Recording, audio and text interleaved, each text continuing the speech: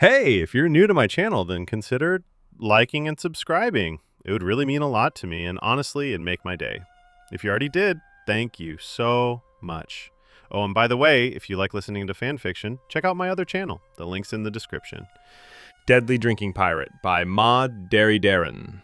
Ace was wondering about that sake he stole from those pirates before allowing his little brother Luffy drink it when they became brothers.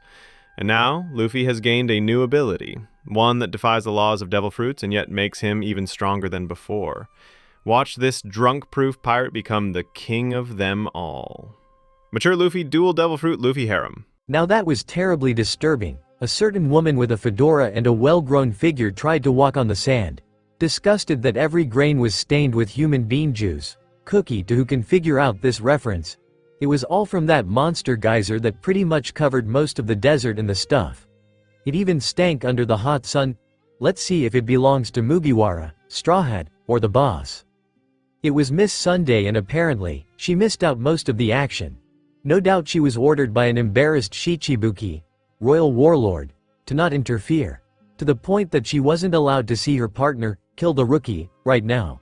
Miss Sunday is out here not out of concern but of curiosity. She will love to find out what caused that hell-like geyser. Took you long enough. Miss Sunday saw two figures, right where the sands were the most red. And it seems that one of them knows that she was coming. Miss Sunday happened to notice that the other figure didn't as much as budge the whole time she kept walking. I guess that you didn't want to get your favorite dress stained red, eh? Mugiwara. Miss Sunday could only say at the sight and then looked down to the sorry state of a large man, dressed similar to an Italian mafia boss, lying on the sands with an ugly gash that still stank of blood. I can only guess that you were responsible for this. He was going to go all out, so I thought I will too. If you are disappointed, then so am I. Luffy smirked while still standing over the fallen Shichibuki, like a cat presenting its prey to its master. What do you think? I tried to make it as gory and bloody as possible, for the one and only demon child, Nico Robin. Luffy spoke again, as if he was a hitman who wants to please his boss over killing in general. Miss Sunday, or rather Robin, tried her best to hide her shock and fear. I am sure that there are plenty of women named Robin or look like the demon child. But you have nothing to go on. You didn't notice that Crocodile was being a good little pet and allowed us to come here without an issue, right? Luffy spoke up and Robin couldn't believe what she was hearing. Come to think of it, Robin was just remembering that event and Luffy asked her upon immediately. She was thinking about how her former boss knew about her real name and the same thing happened. Was he reading her mind? Relax, I can't. Luffy butted in and Robin couldn't take it any better than. Who the hell are you, Mugiwara? Luffy smirked still. I mean it, how are you doing this to us? I am doing nothing to you, Nico Robin. After all, you did nothing. Robin was losing her patience. Crocodile may have made the orders, but he knew when to be a good little boy. Not only did he keep us safe from his agents until the right moment, but now my crew is going to be even more motivated and they will get stronger. He even kept you safe until it was time for you to switch gears again. Crocodile is just a good boy. Robin tried to figure out just what was this rookie trying to tell her. Then it sparked our thoughts. You can read them, figure out what we are thinking and learn about us right on the spot. And you can alter thoughts too. Luffy gave out a brief chuckle. You got most of that right. That's because no one can read thoughts. They are simply sparks going through your brain faster than bullets out of a gun barrel. Luffy responded. But I can listen to your thoughts. Have you really forgotten that you move, talk and react because of thoughts that come to mind? I'm simply a good listener to the joys and woes of my fellow men. Robin then saw herself sitting on a bar stool and drinking herself drunk with Luffy behind, keeping her company. He was dressed in a bartender's suit and uniform, with his hair groomed tamely and expression as stoic as a lord. There was even an expense wine bottle nearby. That is why I call it the Batenda Koken bartender exchange. Robin was left there, finally feeling awe and dumbstruck. There were no more words for her to say. Thankfully the ice was broken by another voice. There you are, demon from Baroque works, from the skies. Both Luffy and Robin gazed on a man that had the face and wings of a hawk, descending down to the bloody sands. He also had hands as the claws of a falcon, about to arm his sword. But that was when he felt a presence on his body, right before his wings were bound along with his weapon, causing the hawk to crash into the desert. But while the Hawkman was confused, Luffy knew what happened. "Okay. You had your fun, now let him go," Luffy said to Robin, and even massaged one of her shoulders to help her relax a little. That did the trick, and the Hawkman got up from the desert sands, ready to try for his target again. But Luffy stopped him once again, bounding the arms with his extended left arm. "Sorry pal, but she is not your enemy anymore. We need her alive and we will let her leave Alabasta." Luffy's words were clear and had the authority of an actual captain. But the Hawkman had nothing to do with it. "But she is with Baroque Works. She works with killers and terrorists. She even killed one of our own. She could also have been trying to kill you too. That woman is a demon. I know who she is. And now that Baroque Works are down to their last moments, it doesn't matter what she is, Pell," Luffy retorted at the Hawkman, who swallowed any words he wanted to say and transformed back to his apparent human form. Pell is a tall man with a purple line under each eye that runs down the sides of his face, making him resemble his devil fruits animal. He wears a long white robe with brown star-like motifs on it and a matching hat. He has a big orange necklace around his neck, and also sports striped socks under a pair of normal shoes. He carries his sword on his right hip, so it might be assumed that he's left-handed or even ambidextrous.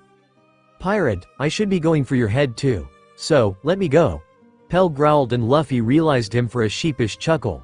Robin found it slightly amusing. "But never mind, where's Vivi-sama?" Pell shouted, yet both Robin and Luffy were silent. "If there is so much as a scratch on the princess. I was keeping a watch out for everyone on this sandy island, Pell. Vivi is just fine and where she wants to be," Luffy retorted back once again. "Anyways, I was not waiting for Miss Sunday to kill me.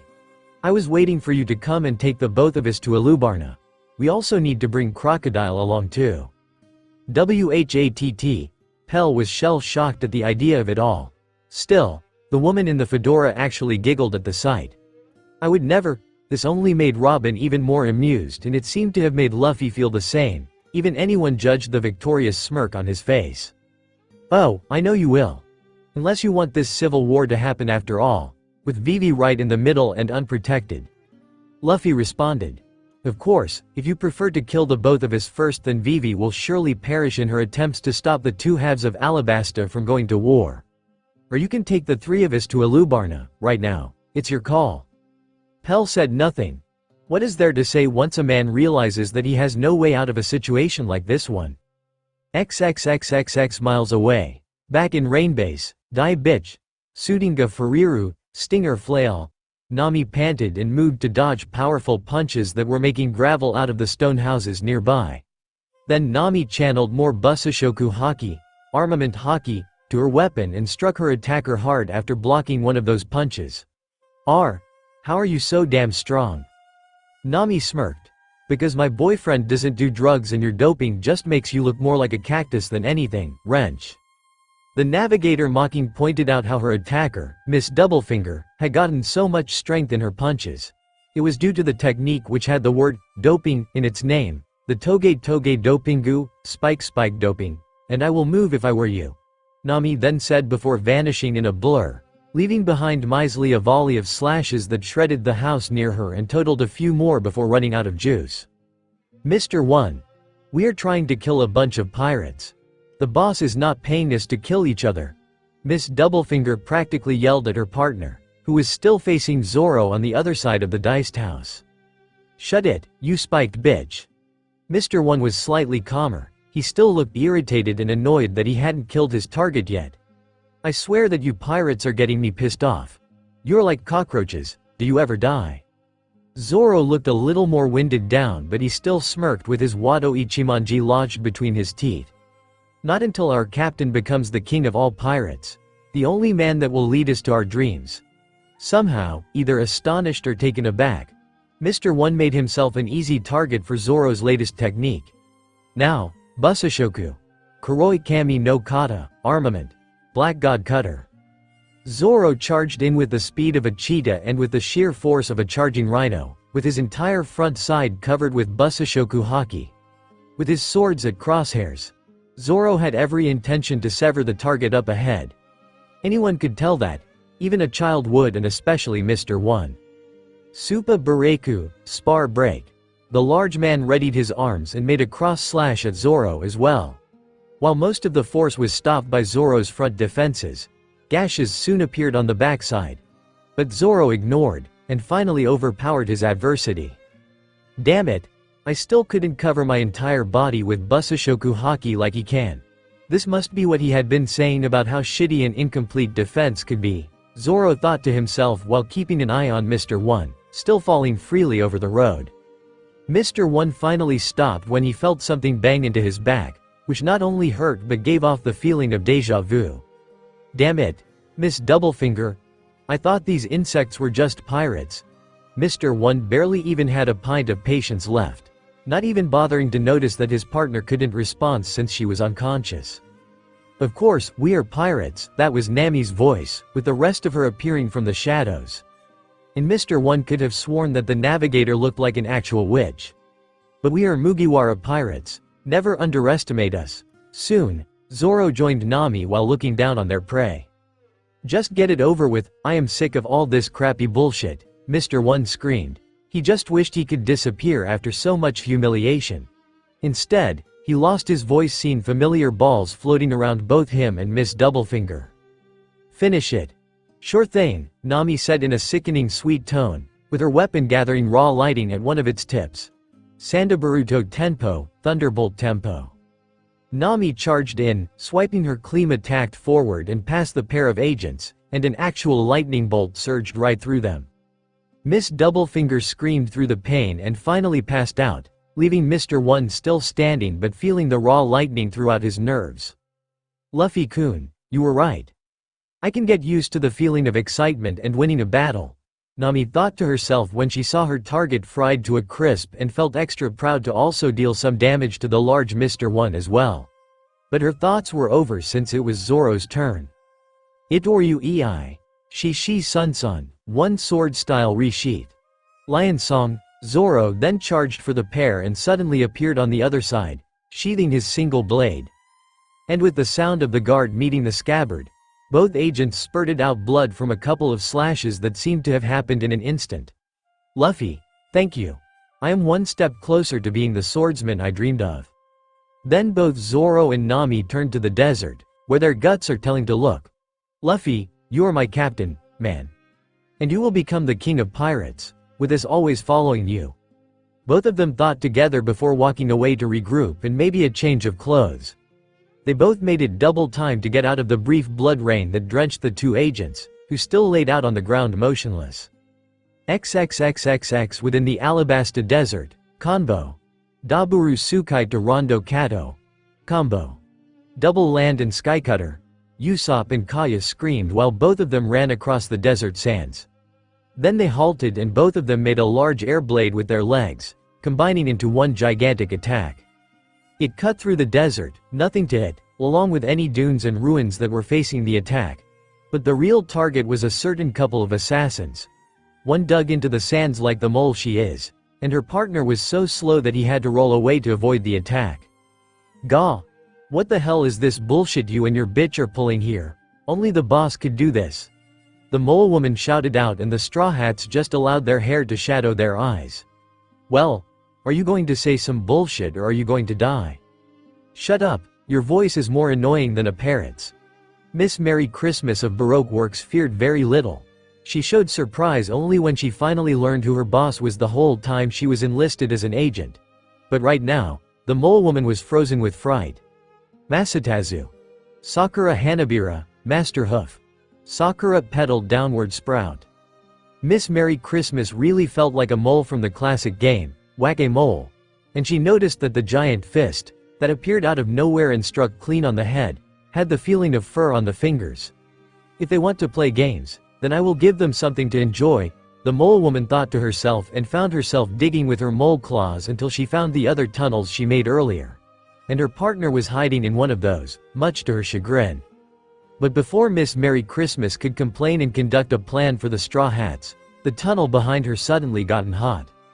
Both assassins turned around while the darkness of the tunnels had gotten enlightened, to see a stream of fire approaching them. All they could do was open their mouths in shock and horror at the sight. Then the ground surface exploded, as if buried fireworks had gone off, and the two assassins were sent flying high into the air before crashing down, with the fall and the sands irritating their wounds. Your mole town is not bad, it is just shares the same weakness. Usopp spoke without a hitch to his voice. He felt like the king of the world with the three assassins at the feet of their targets. All they could do to respond is mumble and groan in the painful burns that coated on their bodies. The weakness of a mole town, Usopp started off with a mocking smirk, is that every tunnel is, Kaya did her part, connected. And so, did our own explosions. Chopper finished off. Then finish it, I can't be even more humiliated than a buffoon idiot that doesn't even bring his own weapons. The mole woman shouted through her burned lips when her scorched ears heard chuckling, the viciously victorious kind. Oh, he did. They're just not on him right now, and never will. Usopp spoke up and it only took a split second for Miss Merry Christmas to realize what the sniper meant. When she used what little conscience she had, the mole woman looked up and saw that Mr. Fore's large bazooka was in Chopper's hands, and the 4-ton metal bat in Usopp's grip. Despite this, the mole woman was still despicable enough to laugh at her enemies while still flinching from the pain. So, what? You can't use those. Only we know how to use lasso. And only my idiot partner can lift that heavy-ass club. We are pirates. Nobody wants anything to do with us, especially teach the basics of weapons and combat. Usopp retorted while Chopper and Kaya were still silent. We find our own way, we learn at our own pace. And, Usopp readied his hand on the metal bat, and lifted it up as if it was just a twig. I am sure on how to use this club, watch and weep. Usopp swung down the heavy metal bat down on the mole woman's head, slightly holding back so her chin instead of cracked open.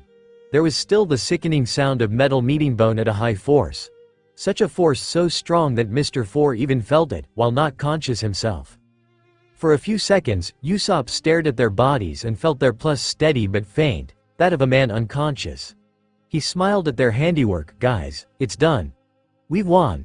Facing his girl and her teacher, we have won as Straw Hat Pirates. Raising his arm into the air, Kaya and Chopper cheered along. They did this, even when they saw the storm turn into a geyser of blood. XXXXX while everything was happening, here in Alubarna. Well, that was the word that cut through the tense atmosphere. I'll say that you guys did excellent work. I was getting worried that my delay could have thrown a monkey wrench into the works. Luffy said while facing Alvida, standing on the clubbed Okama like a stepping stool, along with Sanji, Jin, Grace, Frank, and Carol in company. They were rather business when nobody was looking. Now, I can safely say that there are to be no more agents hiding here that will interfere, right? Oh, hell there is. Sanji shouted off like a kid on Sugar Rush. Miss Grace Swan and Miss Carol Swan looked so majestic and beautiful while me and the pair of idiots kept them from getting their hands dirty. Shut up, crap chef. Frank didn't that this better than anyone else present and this showed on everyone's faces. I am allowed to help Carol as we have been partners for years. You're the one to avoid getting dirty. Yeah, we all wanted to flush them out. Grace spoke, a little childish but nobody pointed that out. But you just tried to sweet talk us out of it. My ears bled and my teeth rotted from all that garbage. But you both are lovely ladies and manual labor will just. Sanji tried to talk his way out of this. He feared women as much as he loved them. And he couldn't say another word when his crewmates started to yell back, one trying to talk over the other. Enough. Luffy shouted and successfully halted the arguments.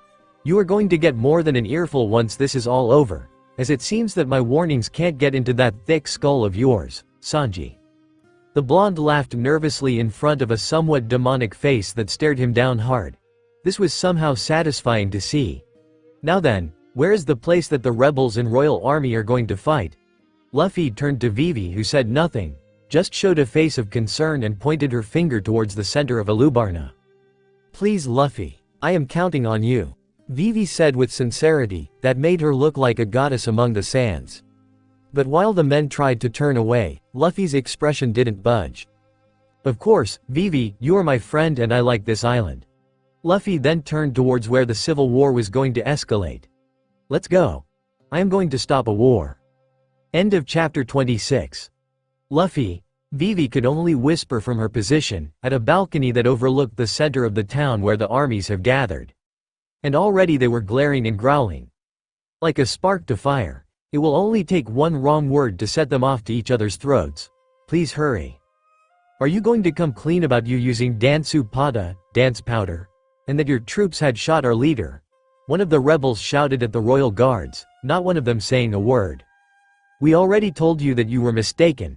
King Cobra has been here, in the capital for a week from today. And we will know if the king should ever sneak out and leave Alubarna. One of the royal guards finally answered, but, predictably, the rebels just shouted out protests and insults as a response. Names such as, liars, heartless jerks, and, dogs of a tyrant. If you are going to admit that you and your stupid king has been ruining us, then there is no point in using words. We will beat the truth out of your puffy mouths. Another one of the rebels shouted with the others cheering in agreement. And I can tell that words are not going to solve this problem. And all those who threaten the king are to be dealt with, even our own people. The same member of the royal guard readied his weapon while the others did the same, without saying a word. Shut up and die. Give us back our reign. This time, it was the entire rebel army, and at last, they charged in with their weapons blaring. And the royal guards soon did the same, with their training making them more well-staunched in their approach. Give us back our reign. Kill all enemies of the king. Stop. Vivi screamed in the desert winds, no longer able to keep in all her emotions. But while her cries were ignored, Vivi saw someone leap off the balcony in a blur, on a crash course to the spot where the two armies will eventually meet. And this person was someone that Vivi recognized, even settled her worry down a notch. And, before the two armies could even clash, the sands in front of them suddenly burst into a thick cloud that halted both the rebels and the royal guards. Sorry guys, everyone on the battlefield heard that voice, clear from within the sand cloud. But this is as far as any of you go. It was Luffy, arriving right at the crucial second. XXXXX. It's Mugiwara, Straw Hat, Luffy. The Liber Glade. His wanted posters all say that he dominated his home sea. The two sides almost forgot about fighting and muttered amongst each other about the sudden arrival of an extra player. But Luffy didn't arrive alone. But wait! Look at the man at Mugiwara's feet. A soldier noticed a lump of clothing and a patch of hair that were lying on the ground, slightly stained with dirt. It's Sir Crocodile. Why isn't he moving? Is that blood too? Was Sir Crocodile. Both the royal guards and the rebels knew of Crocodile, as every single one has seen the noble Shichibuki, royal warlord of the seas, in action. Especially when dealing with pirate intruders that tried to upstage Crocodile. Not one had any luck. So, they were simply scared out of their wits to see the large man in a state that can be easily described as defeated. You better believe it. Luffy said, I am the one who kicked his ass. Because he is your real enemy. He is the one who has used Dansu Pada and framed your king for it. This caused gasps to be heard, and everything that has happened here was all part of his plan to tear this country apart in a fake civil war. All with the aid of his Baroque works, to which he was the leader. But he is one of the Shichibuki. He is supposed to be on our side, one of the rebels said, but Luffy's smirk didn't die. He just used one of his feet to toss around Crocodile's battered body to show everyone just the extent of the punishment Luffy has performed. Most of the witnesses will never eat up to a day, not with so much blood and bruises to be behold. He is still a pirate, like me. And we pirates don't follow any laws but our own. Luffy answered, and this caused both the royal guards and the rebels to swallow their words. And yet they didn't drop their weapons, with their fingers tense on the triggers. And if you still want to fight, Luffy spoke while slowing, taking all his dual blades for show, and his body glowed pink with steam rising in a menacing fashion. Then fight me. I will take you all on, bring it. The two armies had a decision, as clear as day, and their choice will determine their fates. No wonder every single guard and rebel felt like they had their fate on their weapons in hand, and their grip was unsteady, shaking like a newborn deer trying to stand for the first time. Not a single soldier on the field was stupid. They knew what they were against. A pirate that somehow defeated the undefeatable Crocodile, with plenty of energy to spare for them. To make your choice more simple and easy, drop your weapons or else I will fight you to the defeat. Your princess is my friend, but I won't let you tear this country apart anymore. Luffy spoke. not budging from his spot or letting up his stance. "We are who we choose to be. Now choose." 1. The royal guards and the rebels tried to stare Luffy down, waiting for the pirate captain to drop his stance or relax it a smidge. But for what seemed to an eternity, one member of the rebels dropped his weapon, the sign of giving up. Soon, the rebels each dropped their weapons and the royal guards did the same, sending off a chain reaction of blades and firearms landing hard on the ground. "Good call," Luffy said as his body lost the pink tone and the steam but his hands were both still armed. "It's your turn, Igaram," Luffy then said, turning towards the shadows. And out came the same man who supposedly perished at Whiskey Peak, carrying a child that was hurt but still conscious.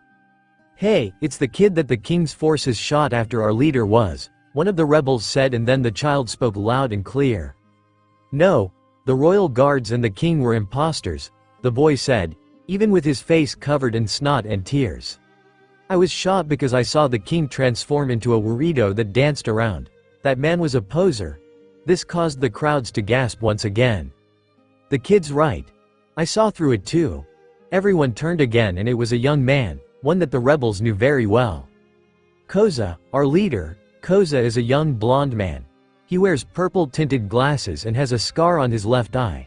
He wore a blue scarf around his neck, a dark purple jacket that was going all the way down to his ankles, a white shirt with an ornament of some sort hanging on his neck, black pants and a yellow sash around his waist.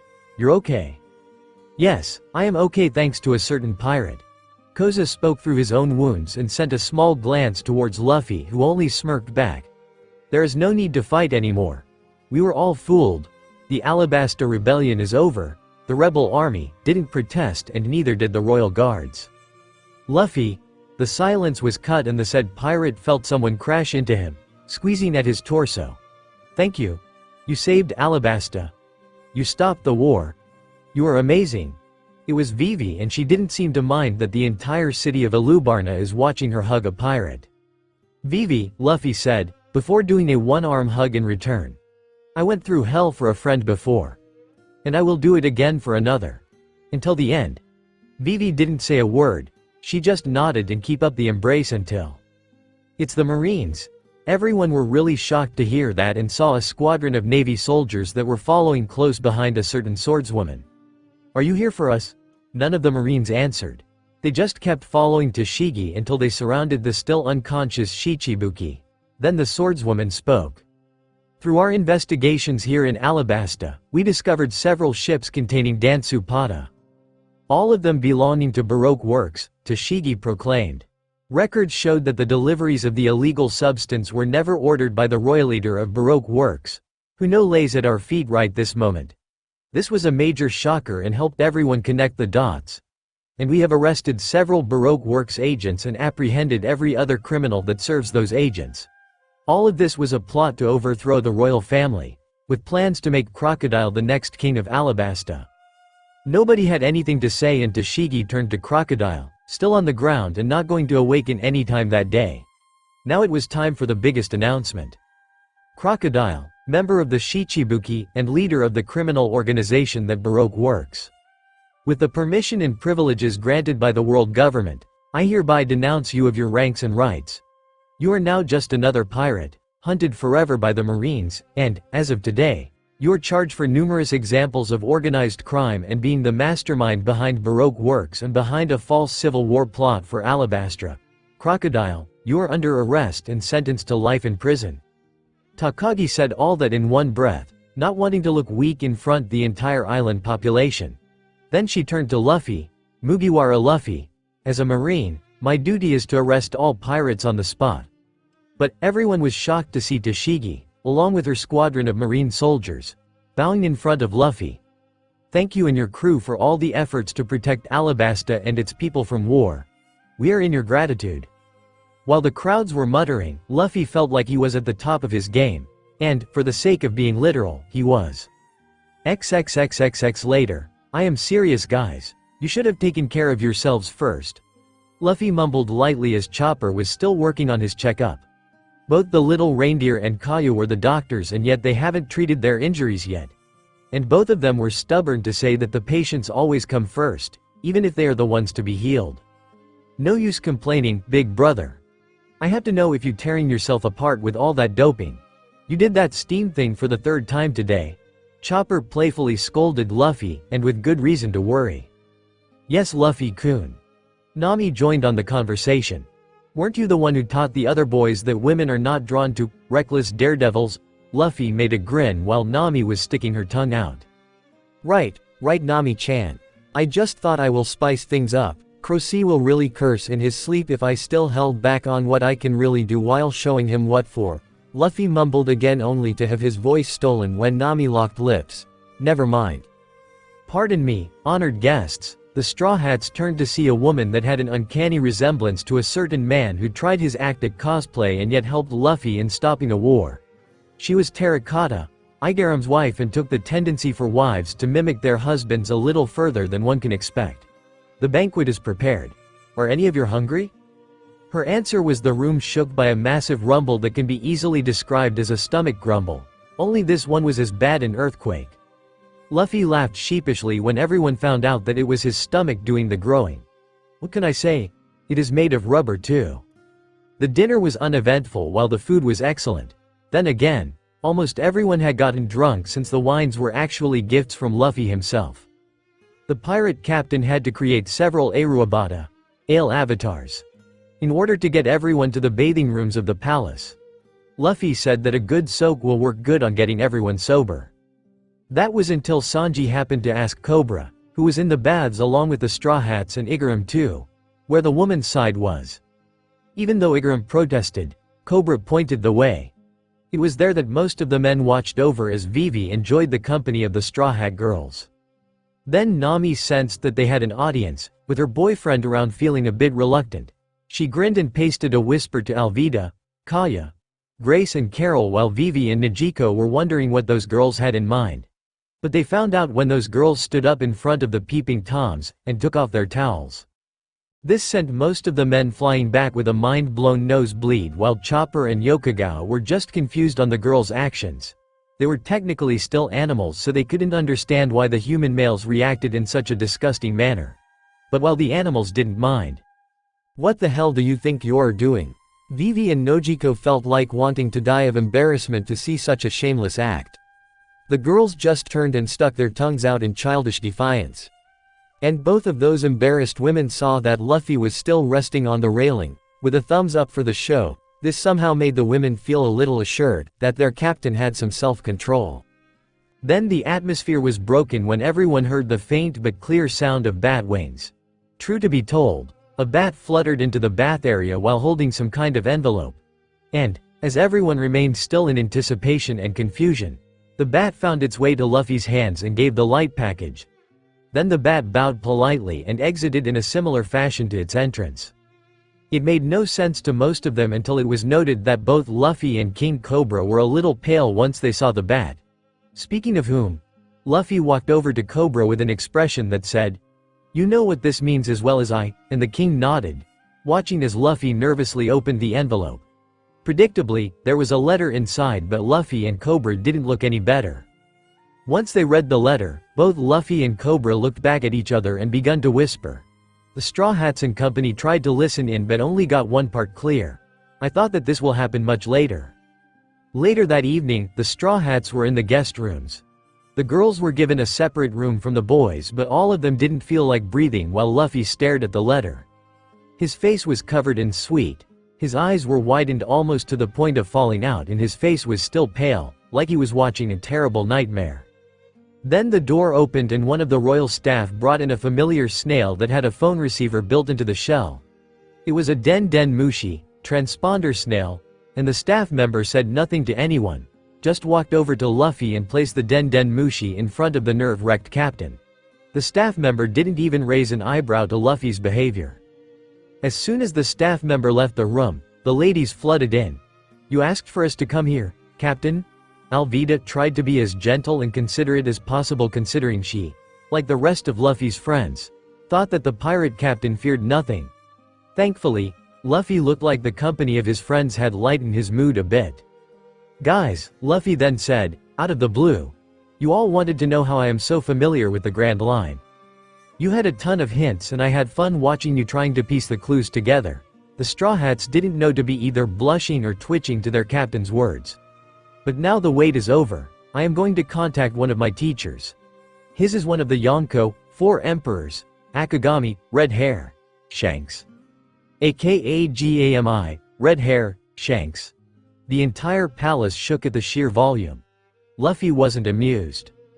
Yes, we calling Akagami Shanks. If you are not ready then I am not ordering you to stay. Luffy spoke through his clear annoyance. Then took out a piece of paper out of his pocket. Hope this number still works. Luffy made that mumble while dialing what was written on the receiver of the Den Den Mushi, transponder snail. Soon enough, the Den Den Mushi responded. Hello? Who's this? It was a grump, dark tone. Like those stereotypical drill instructors. Especially the ones with no room for a sense of humor. I mean it, we rarely give anyone this number. Do we know you? Of course, Ben.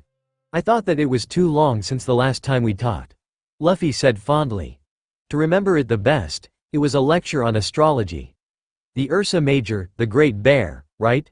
The man on the other side then chuckled dryly, not to show how amused he really is. Hello Anchor. And it has been a while, but you didn't call me about stars or any shit. You want to talk to our captain? Luffy smirked. Nothing ever gets past you, sir. Not the smartest man in the world. The first mate of Akagami Shanks. Ben Beckman. Luffy responded, which got everyone's attention. Especially Kuro's. From what Luffy said, Ben might have an admirer and someone after his title. But yes, I need to talk with Shanks. And get Usopp too. His son has some things to say too. Usopp then peered in on Luffy's shoulder too. Okay then, Anchor. Captain, YASOPP. Get your asses off the booze and get over here, somehow. It sounded like Ben was actually yelling at the Straw Hats when it was clear that he wasn't. Yow, Ben, get me some pills for this headache. This sounded like a man who had 1 or 20 drinks too many. This hangover is just killing me. And watch it, I nearly skinned one of the rookies here, and this voice was followed by an explosion. Oh, never mind. He just committed suicide. The Straw Hats just got a flash of inspiration as to what was going on with the Akagami pirates. So, what's up? Hey guys, I see, no hear that you haven't changed. Luffy finally spoke through the speaker end. And this got a lot more noise on the other end. Anchor. The kid that used to sail with us, then jumped off our ship. In the middle of the Grand Line, and sailed the way back on a raft? Yes, you jerks, Luffy shouted back, while his crew was only getting more interested in their captain. Now where is Shanks and Usopp? Our captain needs a few more moments with his killer hangover, Anchor. Why do you ask for us? Luffy made a glance to Usopp and, by the look of the sniper's face, this was the man Usopp dreamed of seeing again. For now, hearing him on the other end of a Den Den Mushi is good enough. Go on, speak to you dad. I can wait, Luffy said, giving the speaker to Usopp. Usopp, son, is that over there? Usopp spoke up, and that was the start of a long overdue talk between father and son. Usopp told Usopp about how the former first met Luffy, then about all the adventures they had. Not to mention how Luffy helped Usopp become a lot braver, more as a sniper, and even give Usopp a girlfriend. Very good, Usopp. I am sure your mother will proud, not as much as I am right, of course. Thanks dad. I will definitely get a lot stronger after today. I will be a sniper to honor your skills. Do you hear me, old man? Usopp summed up his thoughts, and Usopp chuckled through the line. I know you will, don't let anything stop you. And look after your woman, you will be lost out on the sea without her. This causes both Usopp and Kaya to blush at the praise. It was almost like a father telling the couple that he approves. Okay Usopp, I want to talk to Anchor. The moment was broken when everyone heard some drunken man yank away the other speaker from Usopp. So, what is it, Gaki, Brad? I thought that you said you were ready for anything that the Grand Line could throw at you. I am. But the Grand Line didn't nominate me as Crocodile's replacement, giving me only a week to give my answer. Luffy brought it, straight and forward. And it caused silence to be heard inside the room and wherever the Akagami pirates were camping out. XXXXX. It took what felt like a painful eternity for the Den Den Mushi to spring back to life with Shanks' voice. This conversation is one that I can't turn down, Luffy. Nobody bothered to note Shanks' change of addressing the Straw Hat Captain. What is that you want to know about being a Shichibuki? Just what you, as a Yonko, knows. I am sure that the Marines will send someone that I know too well to explain the rest. Luffy replied. Because I don't want any of you to think that I am considering on being the government's dog. There was muttering of agreement on the other end. Okay then Luffy, this is all I know. Shanks went on to explain that a Shichibuki is a pirate of a great reputation, pardoned for their crimes and bounty frozen. All the government wants is that each of the Shichibuki to deal with other pirates should a member be in the area, rather than a marine base. Also, to keep the title, a Shichibuki must grant a share of the loot gathered from stealing from other pirates. But, should see fit, the world government will revoke the title of Shichibuki, regardless of their behavior. I am not giving any of our treasure. Nami couldn't resist, and while everyone flinched, Luffy just sighed. We don't even raid pirate ships. That is not our style. Exactly what I had in mind, Nami-chan. Luffy replied before stretching his neck so that he could kiss his girlfriend while sitting in place. This did calm the navigator down a bit. And trust me, I will do something about it. Nami could only nod as Luffy somehow kissed her into a daze, one that she didn't feel shameful about. Now then Shanks, I need to know if Water 7 is close. Luffy spoke through the speaker. And once again, everyone was in the dark as to what their captain was talking about. I mean it, I have made my main ship in the East Blue as a remake of another ship. Luffy covered the speaker, turning to Alvida. I am still guilty about that. I told you before, no worries Captain. I love the new look and I see no problem with it.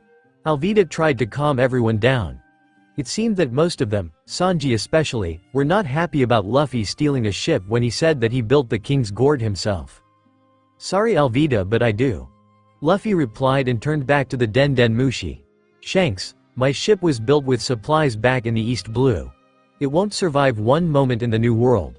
But I know that I can solve this issue with the carpenters at Water 7. That was where the best in the world can be found. Yes Luffy. Shanks spoke, Water 7 is nearby, just an island or two between there and Alabastra. Luffy turned to Nami and she nodded, finally out of her stupor, and wrote it all down. But you think about using that wood, it is really rare and the people that own it can be really dangerous. The Oro Jackson, your old ship, was made with that wood. I aim to have a ship that will rival the Jackson. So, one way or another, I will need that wood. Luffy spoke with pure conviction. All I need to know is where the black market can be found and is it anywhere near Water 7? It is. In St. Poplar. Shanks answered. But you still need enough money to buy it. That wood is very expensive, and it will cost a small fortune to buy enough of it for a ship of the average size. All I need is enough for a ship that will be as big or more than the King's Gourd. And I will some left over to hire some of the carpenters to create it. Luffy replied. I will worry of the details when we arrive. But thanks for the concerns, Shanks. I will call you later when I feel necessary. Okay then Anchor, and good luck. Shanks lost his serious nature and the Den Den Mushi fell asleep when it sensed that the line was cut. And with that, the thick atmosphere had been broken. What the hell, Captain? Luffy responded bluntly. I sailed with Shanks. I have been to the Grand Line before. But the whole time I was on his ship, I was nothing but a cabin boy that ate a bizarre fruit. He taught me everything there is to be a Grand Line pirate. But Shanks couldn't have given me a crew. I wanted to make one myself. The Straw Hats were speechless. But not for any longer. Still, Captain, you could have told us earlier. You were just playing with us. I know, and I will apologize 1,000 times for it. And to make up, I am actually thinking about becoming a Shichibuki. Luffy said. Because, even though you all are stronger, my crew still wants protection. The Straw Hats felt guilt-trapped after their captain pointed that out. Now then, I have a couple more calls to make. And if you are not interested, I am not going to make you stay this time. Nobody bothered anymore. With that said, Luffy fed the Den Den Mushi some food that he picked from who knows where. When the snail was stuffed, Luffy dialed a separate number.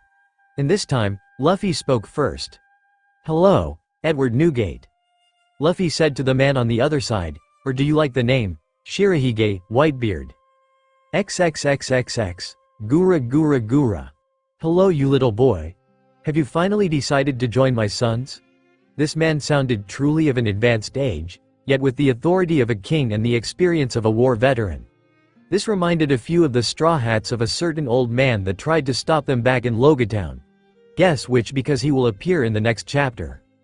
I am afraid that is not possible, for the time being, Shirahige-sama. By this time, the Straw Hats kept their surprised, shocked expressions to themselves. And I called because Ace didn't respond to the number he gave me. I am hoping to contact him too. Is he on your ship? Number, that was a disappointing messenger, delivered in a disappointed tone. I did try to warn your brother about his business, but he was as stubborn as his old man. Why? Luffy took a huge sigh before responding.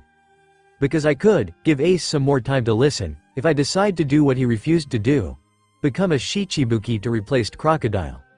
That was done in a single breath, truly a remarkable feat.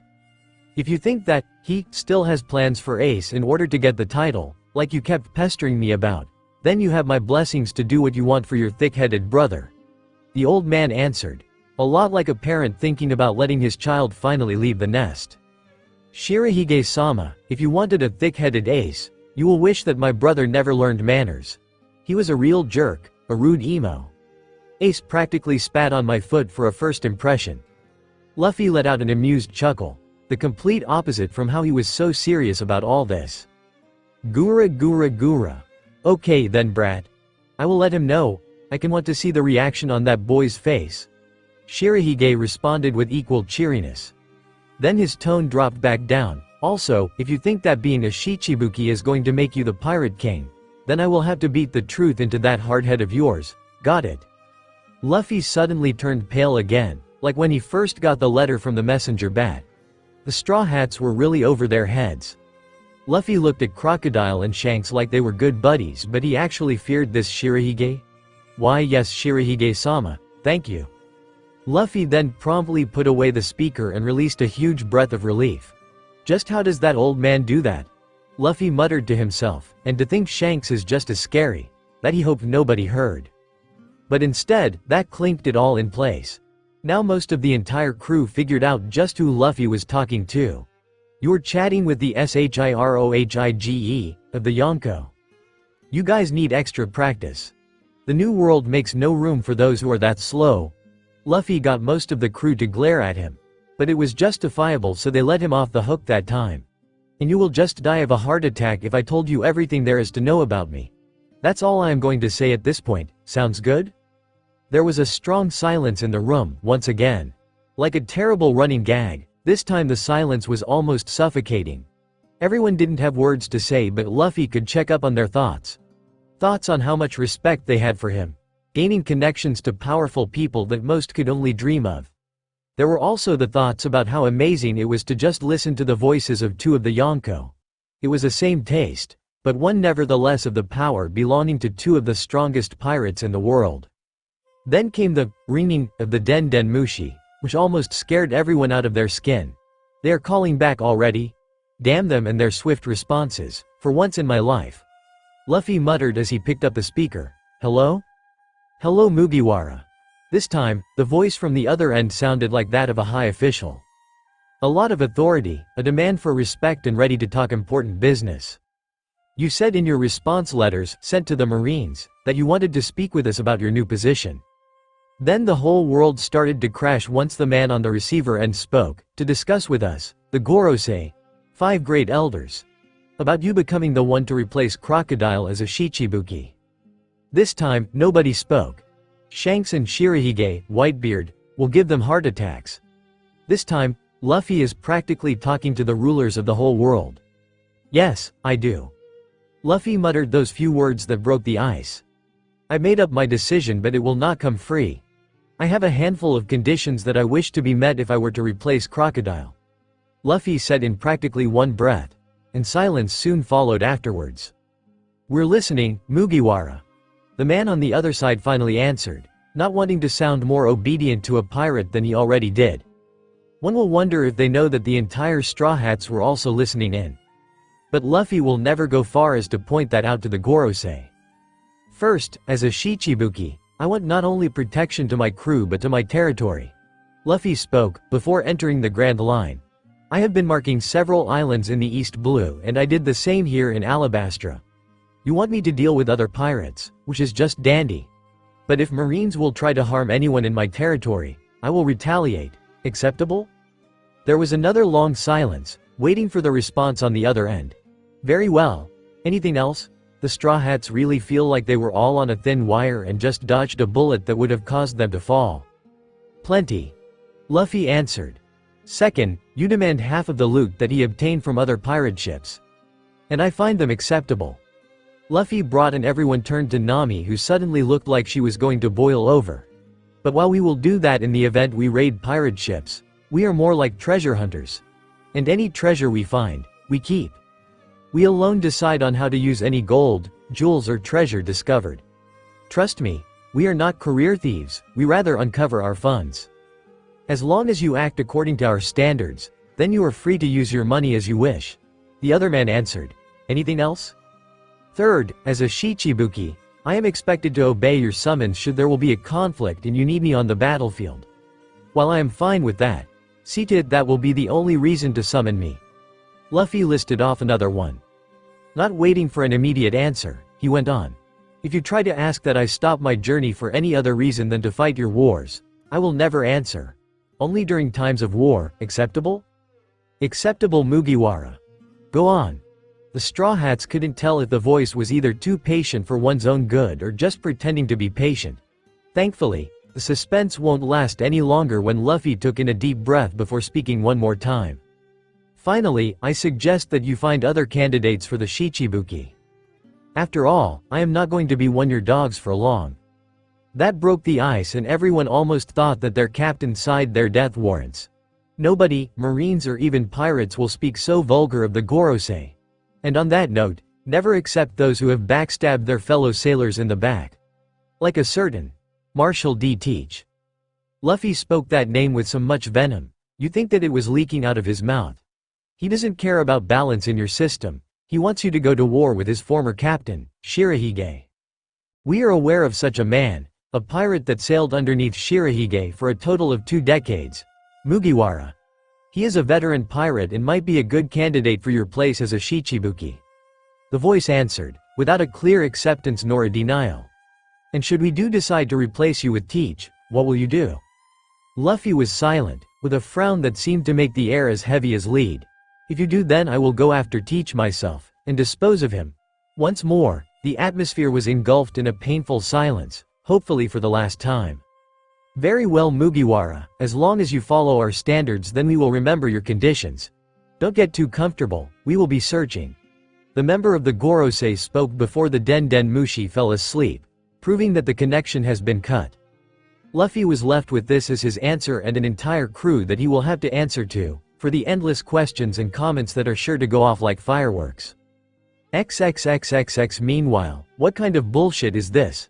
The South Beach line of Alabasta, where marine ships were docked, shook at the volume of that scream of disbelief and displeasure. And it came from a certain ship amongst the rest. Hina is annoyed, Smoker. Keep that voice down. A woman tried to speak calmly, but that wasn't appreciated by her companion. Don't you tell me to be quiet.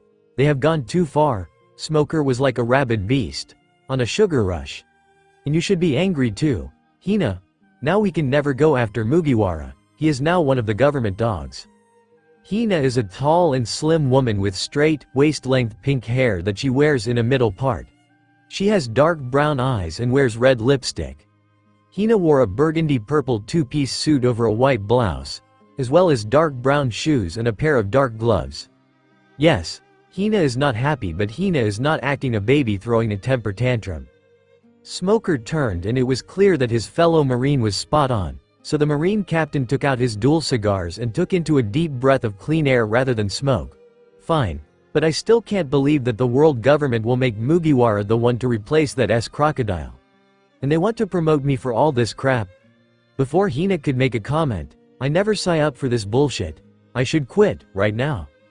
Now that is going too far. Hina says, not after all the hell you went through just to become a captain. Now the roles have switched and Smoker was the one calm while Hina was screaming her lungs dry. I agree. Both captains froze and turned to whoever just spoke, and their answer was a big shock. There, on the railings of the marine ship, out in the open and in broad daylight. Muigwara. Smoker yelled out worse than before. And Hina didn't say a word this time, nor could she blame him for acting such. Why would a pirate, even a shichibuki, ever be doing among the marines? Especially the one that hates him more than most. Are you here to laugh that you are untouchable, being a dog of the government? Smoker, I did join the shichibuki, but I am nobody's dog. And the Gorosei were smart enough to accept it, being desperate old bone bags, they really are. Luffy spoke and once again, shook the marine captains to their core. But I am here because, predictable, you were about to do your stupidest mistake in your whole life. Yeah? Did you really think that you can keep me in the Navy? Just so you could get away from me? Smoker got his voice back again. Then Luffy got a scowl and a frown, which got Smoker to feel like a child facing the displeased parent. We're getting off topic because I don't want any of this bullshit you are accusing me of. Stop this act and be the good man of the Marines I know you are. Smoker. Luffy sounded upset, not like a spoiled child but of a stoic lord. No wonder the Marine captains felt they were inches from being put to death. I am going to find Roger's shoes and try them out. And you are to do the same with a certain old man who cornered the Pirate King more than anyone else. That is the man you are. And what are you going to do to stop me, blackmail me? You got nothing on, Smoker shouted off until he felt someone's hand on his shoulder. And a voice whispering into his ear, how? The hell? The proud Marine captain started to get pale and with eyes wide with panic. Do you know about that? I have my ways. And I can think of what will happen when your superiors hear about this juicy little secret. That man was Luffy and he already got Hina speechless with his split blinker speed used to catch both Marines off guard. Now then, you can go ahead and quit. Or, you can change your mind and I keep my lips sealed. You are a good man, who knows what is worse than death, I am sure. And, with that said, Luffy vanished like when he first appeared. There was just Smoker and Hina, still standing stiff as statues in that cabin. Then the ice was broken.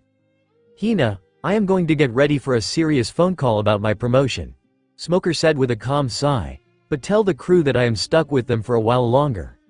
Hina didn't make a sound, just crack a smirk before leaving for her own crew. XXXXX a week later, what the hell are you doing on our ship? Wahaha, the Straw Hats had quite the shock for when they finally returned to the King's Gourd. It was watched over by none other than the drama king, queen, Mr. 2 Bon Curé himself. I made sure nobodies and pesky so-sos wouldn't get this beautiful vessel. And I had fun with it, like always. Whatever. Luffy grumbled while he got himself and his crew on board. Now why are you looking after our ship? I was under the impression you still were with Baroque Works. Especially after they promised to turn you guys in. I gave them the slip. Just to see you all again. Mr. 2 let himself go again. We are friends, are we? Luffy felt that his eyebrow got itchy for some reason. Well, I can see that you are pulling our leg. And if we are friends, then take this. Mr. 2 turned to Luffy and took a small piece of paper that had the captain's name and his pirate flag on it. This will both keep you from getting arrested, and find us should you be in a real emergency. I trust that you won't try to use it excessively. Despite the serious and heavy atmosphere, it seemed that Mr. 2 will never get out of his bad mood. Understood perfectly. And now I will take my leave, as friends forever. Mr. 2 jumped off the ship with the spin of the ballet dancer that he was. And the Straw Hats watched the swamp-themed ship finally leave their sights. Now everyone, Luffy spoke to break the silence. It's time to search for the next adventure, get ready for the seas and find our next course. And the crew cheered and ran off around the ship while the captain heads to the helm. But, they had one last surprise that day. There you are, you little brat. That thundering voice got everyone's attention to the starboard side of the ship and saw another ship. With the sails that had the marine symbol and yet there was a dog head as the forehead. While the crew were mostly curious and a little nervous about a marine ship sitting parallel to theirs, Luffy was an absolute wreck. Everyone, don't try to attack this time. I know this ship and a vice admiral is on it. This was enough to scare the whole, but soon, Fore started to shake. Please Luffy, for a man-demon. Jin sounded more like a child awaiting punishment for his mischief. Don't say it. There is only one vice admiral that we've met. Yeah, Sanji spoke next, so nervous that he couldn't get his lighter to lit his death stick. Back in Logatown before we got you from those bozos in makeup and their sham of a show. We all know him as Garp the Fist. Now the ice has been broken by Zoro. You will have had lived under a rock to not know the hero of the Marines, who fought pirates for over half a century, especially during the age of the Pirate King. Speaking of whom, no other Marine was able to corner the king like Garp did, and you called him my grandpa.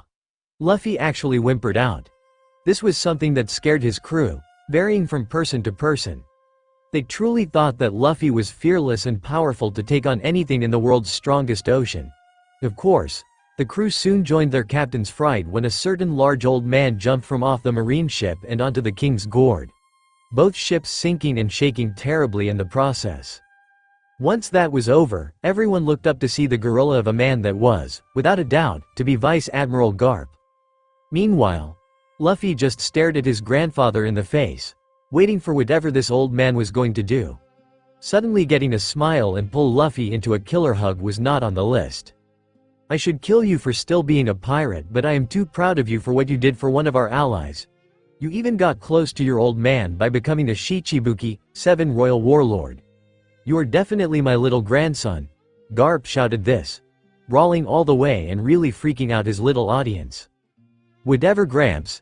And I am guessing that you were the one Sengoku sent to set me straight about being one of the government's dogs. Luffy was not amused by all this, especially with the old man crushing him with just one of his gorilla arms. Eventually, the captain was able to slip out like an eel. I could have sworn you were going to bash my head through the deck of my ship like you did for less. Adding fuel to the fire, the old man dropped the happy-go-lucky stance for a more sheepish kind, as if Luffy hit the mark with his old man. Then Garp out of his stupor in a flash with a megawatt smile on his face. Why yes, I am here because my good friend Sengoku doesn't want any other snot-nosed brat to waste their time with my only grandson. And your little stowaway can agree on that. Garp then said that got everyone off guard. You can out of that little room you are hiding in, niece Robin. Silence was heard and the sound of a door opening way enough to roar across the sea. XXXXX. You truly are the hero of the Marines. The one that not even the Pirate King can get by. The Marines and the Straw Hats were shocked to a familiar, mature woman with a fair tan and the most mysterious eyes ever. A majority of the Straw Hats got on guard. Grace, Frank, Carol and even Yokogao looked like they were staring at the devil in the face. And in the case of their ex-boss's former partner, which was as deadly as he was, it made sense. Robin. Luffy shouted out and everyone's attention immediately shifted from her to him. I could have sworn you already left Alabasta when Crocodile was arrested. Why are you risking yourself on my ship? All the while, Luffy marched right over to Robin and then got into her face. And why the hell are you wearing my girlfriend's new clothes? This caused Nami to start screaming and ranting when the realization hit her worse than a cannonball. I suggest that you give me some space, Monkey D. Luffy. Robin spoke, calmly as always, and simply set up a chair to relax in. After all, I am your guest and I am just borrowing Miss Navigator's new clothes. Nami's itch to strangle Robin was getting worse by the second. As for you, don't think I will forget what you did to me.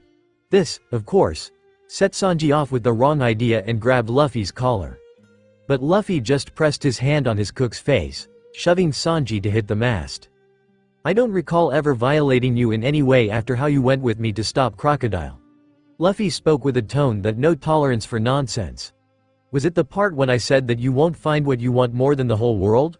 Was I wrong?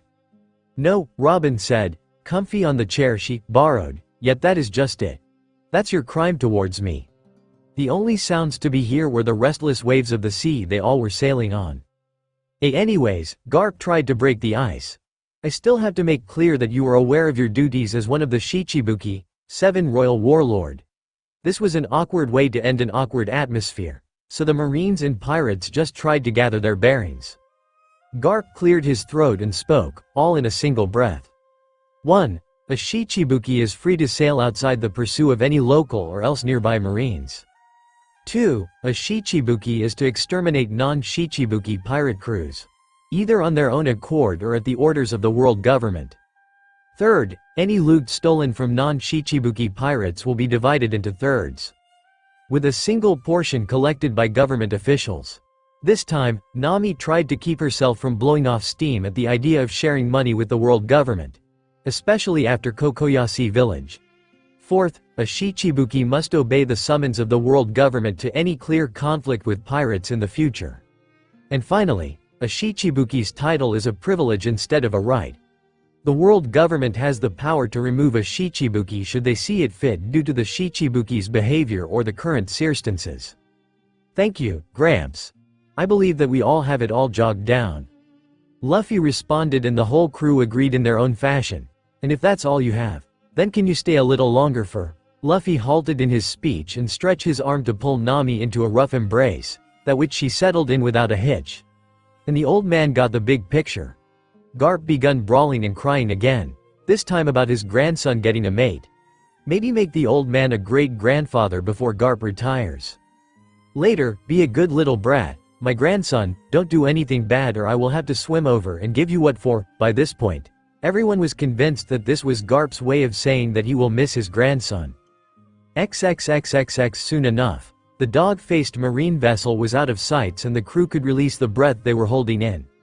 Luffy's family is just crazy. Only the captain had no thoughts toward the matter. After all, there is nothing that Luffy could say about his grandfather which is already obvious. Instead, now that we are our privacy, Luffy spoke towards Robin, still resting and relaxed in her lawn chair. Tell me more about my crime to you. You can just find another lead back where you came from. Robin smiled but then hesitated for just a second before opening her mouth. I don't want to ask this since I already know it all. Because I have nowhere to go back to and I have no other place to go to. Robin said, which got everyone's attention. I only joined Crocodile because I heard that he was also interested in ancient stones with dead writing on them. A language that only I can read. That was the only reason he ever invited me. It was a Poneglyph. Luffy suddenly spoke, startling everyone and even Robin herself. My old masters have seen them but never understood them like their late captain. Only a few bits of Themi both remembered what it meant. Luffy then sat down with a sketchbook and a wet paintbrush in hand. Out of nowhere, Usopp was joined by his partner Otter in his rant about burrowing without permission, even if it's the captain. Robin just smirked and barely held a giggle. Don't bother try to act like you understand, Captain-san. I can easily tell that. Robin was interrupted when Luffy revealed what he drew, and it took her breath away. The drawing was of a large, perfect cube of some kind of material. Best if unknown. There was a wall covered in vines behind it and moss littering the floor. But what got everyone's attention was the writing on the single face of the cube. They couldn't make heads or tails out of it, but Robin looked like she was seeing a ghost. How? Robin then dripped tears out of her eyes. I thought I was the only one who can understand them. And you drew a Poneglyph perfectly. It was scary to see just a deathly calm woman break down, even just a little. I only did my best since the first Poneglyph I ever seen was the one you were sent to read back in Alabastra. Luffy commented. And I know that you don't want to learn about Pluton. It happened in an instant. The lawn chair was kicked away and Luffy found his collar once again grasped by human hands. Only these hands belonged to Robin. How the hell do you know what that damn Poneglyph said? You claimed to not understand them, and what do you know about my? Luffy said nothing the whole time and neither did the crew, but the ship then turned silent when Luffy pulled out a notebook from his pocket and Robin happened to recognize it. I didn't understand the Alabastra Poneglyph and I never would have if I didn't use your key to the language. And I was going to return it to you. Luffy halted in his speech and held the notebook out for Robin to reach, and she took it without as much as a whimper. What's Pluton? Chopper asked, feeling a little too much of the silence. He then flinched to see everyone turning in his direction. The little reindeer doctor hurried over to his older brother's leg, while still hiding in the reverse fashion. But nobody was in the mood to even point that out. I hate to repeat, so listen up. Luffy answered. Pluton, Neptune and Uranus. They are said to be the most powerful and destructive forces in the world. Should you find them all, you have the power to rule the world or else destroy it. That is why even the Gorosei, 5 elder stars, fear them. This shocked the crew to their core and Robin looked like she was looking herself to the mention of that name. And when a certain land of archaeologists was on the blink of uncovering where the weapons are, they sealed their fate when they got a lead on the Void Century. Robin said nothing and still tried to calm herself down. Luffy went on. The Void Century describes an entire 100 years that were erased from every history book you can find anywhere in the world. The Gorosei also fear those who learn about the Void Century, because once word gets out then the world government itself will collapse. Enough. Robin finally released the emotions bubbling and boiling inside. No one said a word. Yes, everything the captain says is the truth. I am the only person who uncovered the weapons and the Void Century, so the Gorosei blew up my home island and hunted me for 20 years. Robin confessed, and the sight of her breaking down was enough to shatter anyone's heart. Those who do have a heart, that is. I mean it when I have no home and I have nowhere else to go. I can only be here, on this ship. I hope you'll understand. With that, silence spread across the King's Gourd once again. I do. Luffy finally spoke. I can't kick you off my ship. I did cause you to come to me and, as a man, I will take responsibility. Welcome aboard. Luffy. The crew sure took their time. I am serious, Luffy. She is a bloodthirsty killer. She said it herself. She is too dangerous. She is too scary. She is. Luffy felt like bursting a blood vein from hearing Usopp yell in his ear that next morning. She also is listening to you scream your throat dry. Luffy spoke, just as the same. Then he got a teasing smirk. Are you really scared of Robin, or are you looking for an excuse to have your girlfriend in a private room? Usopp just grew red, and before he could stutter, Kaya appeared out of nowhere and checked the sniper's throat. For once I have something to check up on rather than your imaginary syndromes, Usopp-kun. Luffy felt satisfied to see such confidence in the doctor in training. Come on, boyfriend. I need to practice what sensei has been couching me in. Kaya dragged Usopp into the cabins while the sniper didn't as much as make a peep. This made it difficult if he was too scared or too proud of himself. Your crew certainty is interesting, Captain-san. Luffy didn't show as much as a frown when the newest member came out to join him on the deck. And what is with that sour face? Like I said when you broke down and begged to be one of us, I will take it like a man, which includes Nami-chan having me sleep on the floor just for last night. Luffy said in a deadpan, which Robin just giggled. Just for me? Are you trying to make me your mistress, Captain-san? Robin teased Luffy, and before the captain could retort, something fell on his straw hat. And countless more soon rained down on the ship. This grabbed the attention of everyone else doing whatever, and they all looked up to see a sight that could only be in their nightmares. Why the hell is a ship falling out of the fucking sky? XXXXX. In just 1 hour, the Straw Hats ran themselves ragged trying to protect the King's Gourd from the falling debris. They needed to furl the sails to prevent any damage and stir the rubber to portside in order for the falling vessel to land in the ocean water. And somehow, the salty water drenched on the deck felt a little relieving compared to the wood, metal, and even skeletons falling. Does this happen often, Luffy-kun? Nami crawled over to her captain boyfriend, who also couldn't feel his legs after the daylight nightmare. Hopefully this wouldn't call for another sleepless night on the floor. I've learned to not ask that, Nami-chan. I can only say that it is possible within the Grand Line, just not every day. But all the while, Luffy was observing the mysterious woman Robin attempt to piece a human skull as if a jigsaw puzzle. On the bright side, this will be like a rain of treasure for our new member. Nami said nothing and instead pulled Luffy by the head, giving him a huge smooch. If I didn't love you and that you gave me a big sister to hang out with, I will think you hired Robin to sleep with you instead. Luffy chuckled nervously, but you are taking this like the man you are. Keep it up, because I can't keep myself waiting for another memorable night. Luffy couldn't even make a mumble since he was getting really comfy with his head in his girlfriend's arms. Meanwhile, Robin completed the human skull belonging to a skeleton that nearly scared the life out of Usopp and Kaya, falling right in front of them. From this alone, I say that this was a young man in life, around mid-30s and mid-40s. As for the wood making the coffin, he died around 2 centuries ago. If the crew weren't shaken to the core about that analysis, then the falling ship had already done the job. Unfortunately, this is all I can determine from the wreckage. I doubt that there will be a clue as to where it all fell from. I've got one. Luffy spoke up, with his head out of Nami's arms. It practically blinded me when the ship tried to sink us. The captain promptly reached into his shirt and pulled out an ancient map. On the top, in big bold letters, read, Skypa. XXXXX. Okay guys. I know this town. I want to check it out for information about this island in the sky. with a maximum of 3 on land. Luffy spoke loud and clear once the king's gourd had docked at the piers of what seemed to be more of a dirty alley rather than a dignified settlement. They called this place, Mock Town. It's a den for the worst kind you can think of. Why you mean murderers and cold-blooded killers, Luffy? Usopp shuddered just a little, thieves and arsonists. And raw. Luffy raised his hand to halt the sniper, and a nod of the head was the answer. All of a sudden, the entire crew felt a little uneasy. Even the likes of Kuro, Jin and even Robin. Then who do you suggest to come with you, Captain San? The mysterious woman queried, and Luffy didn't even need to think for a second on the answer. I already decided. Nami and Kuro will come on shore while the rest of you make sure that nobody tries anything funny with our ship. Luffy responded, all in one breath.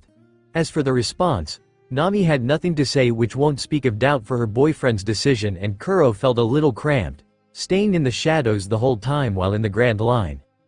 With the will to argue with Luffy already died a while ago, the straw hat wearing pirate joined down to the docks with Nami in hand.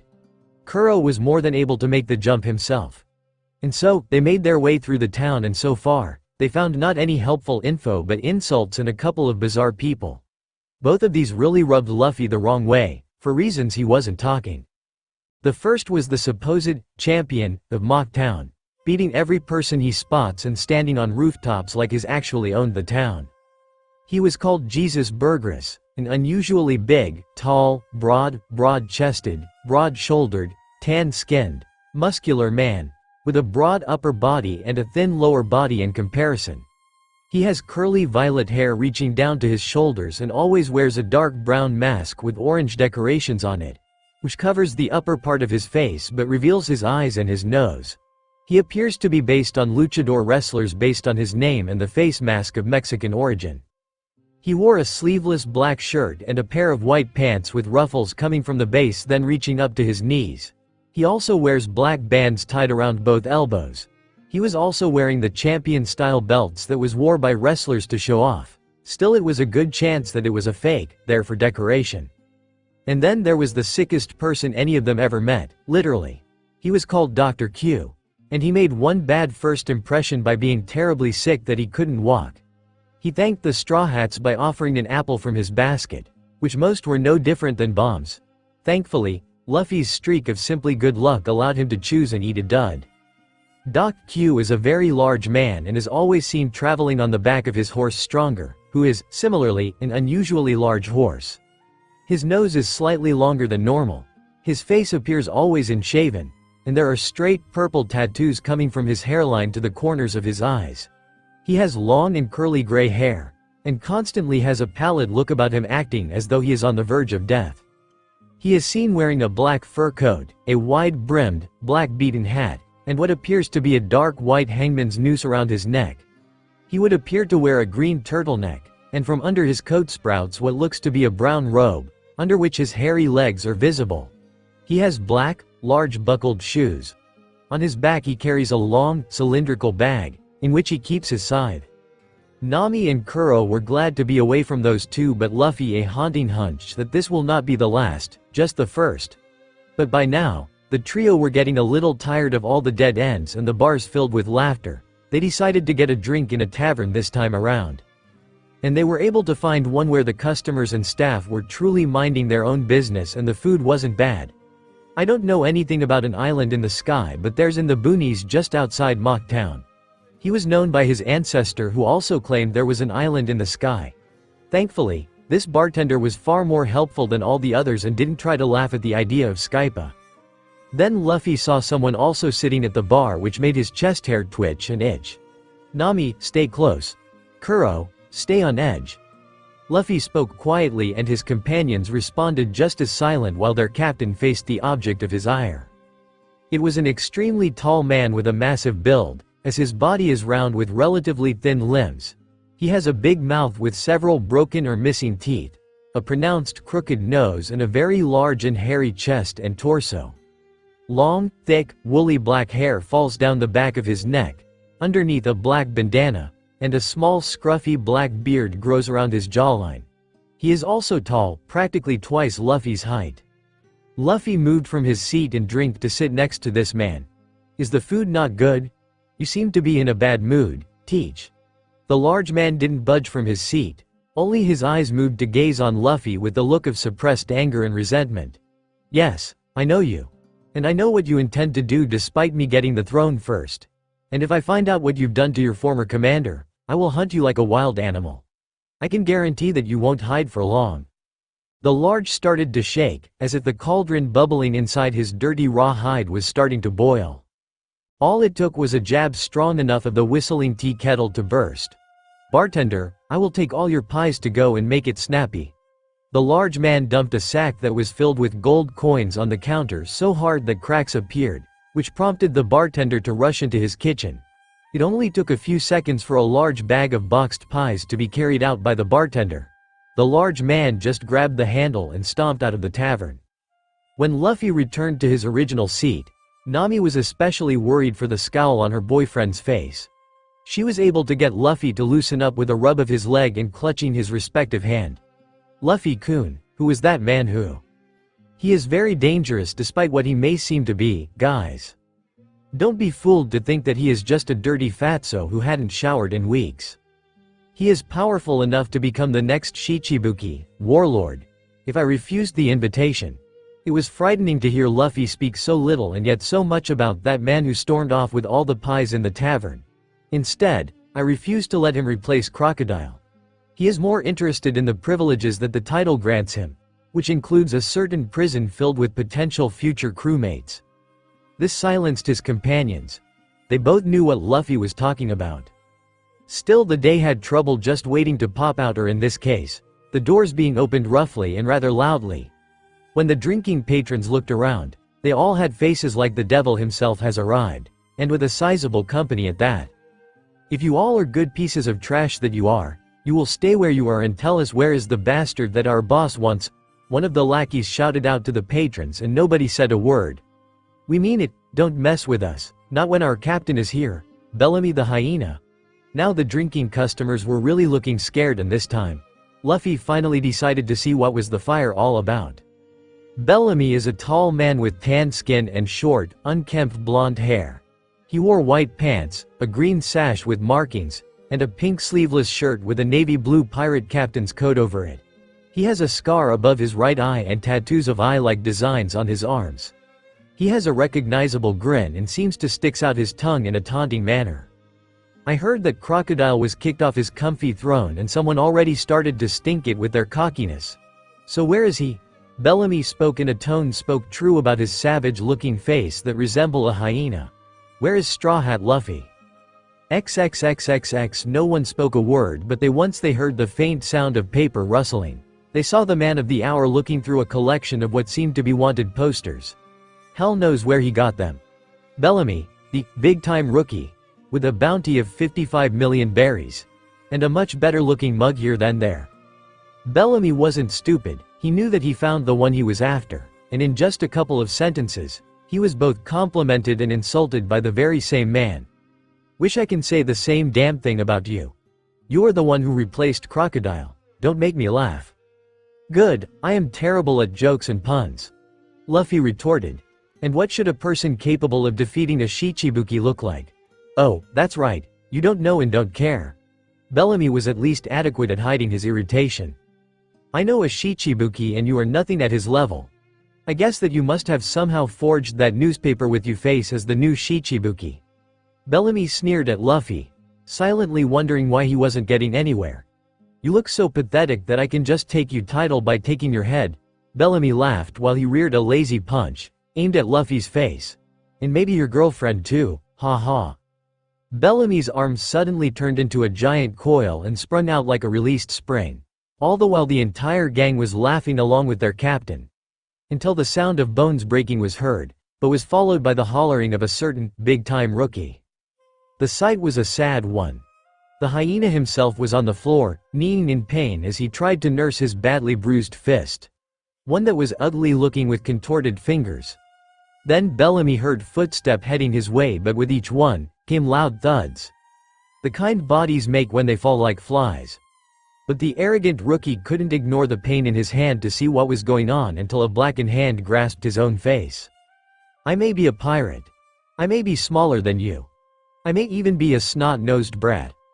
But, Luffy spoke as he tightened his grip on Bellamy's face, and lifted up the arrogant pirate off the floor. I doubt that I am insulting the Shichibuki as a whole, and especially not the one you are willing to slave at his feet despite your pride. Bellamy didn't know what was scaring him more, that he was nothing but dead weight compared to Luffy, whom he tried to prove was a fraud, or that the entire tavern floor was littered with patrons and his own crewmates who were foaming at the mouth. Not to mention that Luffy's entire dominate arm was completely black and shone like marble. Now then, this is not for me. This is for ruining a good drink and for making a big deal out of something you claim to be not worth your time. You are going to pay for insulting us men, us good pirates, and even my girlfriend. Luffy spoke again, with the serious authoritarian tone like that of a stoic god casting judgment. And then Bellamy felt the worst pain ever. Half of his ribs were cracked around one large point of impact. Yet, as if a ripple, the rest of his bones shook and cracked. His flesh was terribly bruised, more than that unfortunate hand used just a few moments ago. Finally, a geyser of life liquid gushed out of his mouth. All of this in a split second before being sent into the ruins of a building which couldn't withstand the impact. And that was where he also joined his gang, unconscious and unable to even see the sky look down on their pitiable being. Later, Luffy left some money for the meal and for all the trouble he caused when he outstaged the town star in a bloody fashion. Kuro was a little disappointed as he wanted to slice up all those people that laughed at them, but Luffy's direct orders were to not kill. And Kuro still remembered why he shouldn't disobey his captain. Nami was just ecstatic that he could brag to all the girls back on the ship on how Luffy was making her look good. He even allowed her to help herself to all the pocket change from all those he knocked out. Bane Luffy stopped in his step, like he stepped in something that sent shivers up his spine. And yet he didn't frown, but with the smile of a serial killer who has all the cards in his favor. Hello again, Teach. Luffy spoke as if malice dripped from his mouth. Turning dreadfully slow to face that dirty man from the bar. And this time, he had that sickened doctor and that large wrestler by his side. There was also that sniper with a strange eyepiece and rifle. Or do you prefer to be called Blackbeard? As if the word triggered something in the man. Darkness soon emerged to form a living outline around Teach's body. Luffy-kun, Nami's tone spoke for what she and Kuro were feeling their bones. What the hell is that? Luffy didn't answer immediately, just glaring at Blackbeard and his gang that continued to do the same. It is a power that the SBAG was willing to commit murder on Whitebeard's own ship to steal for himself.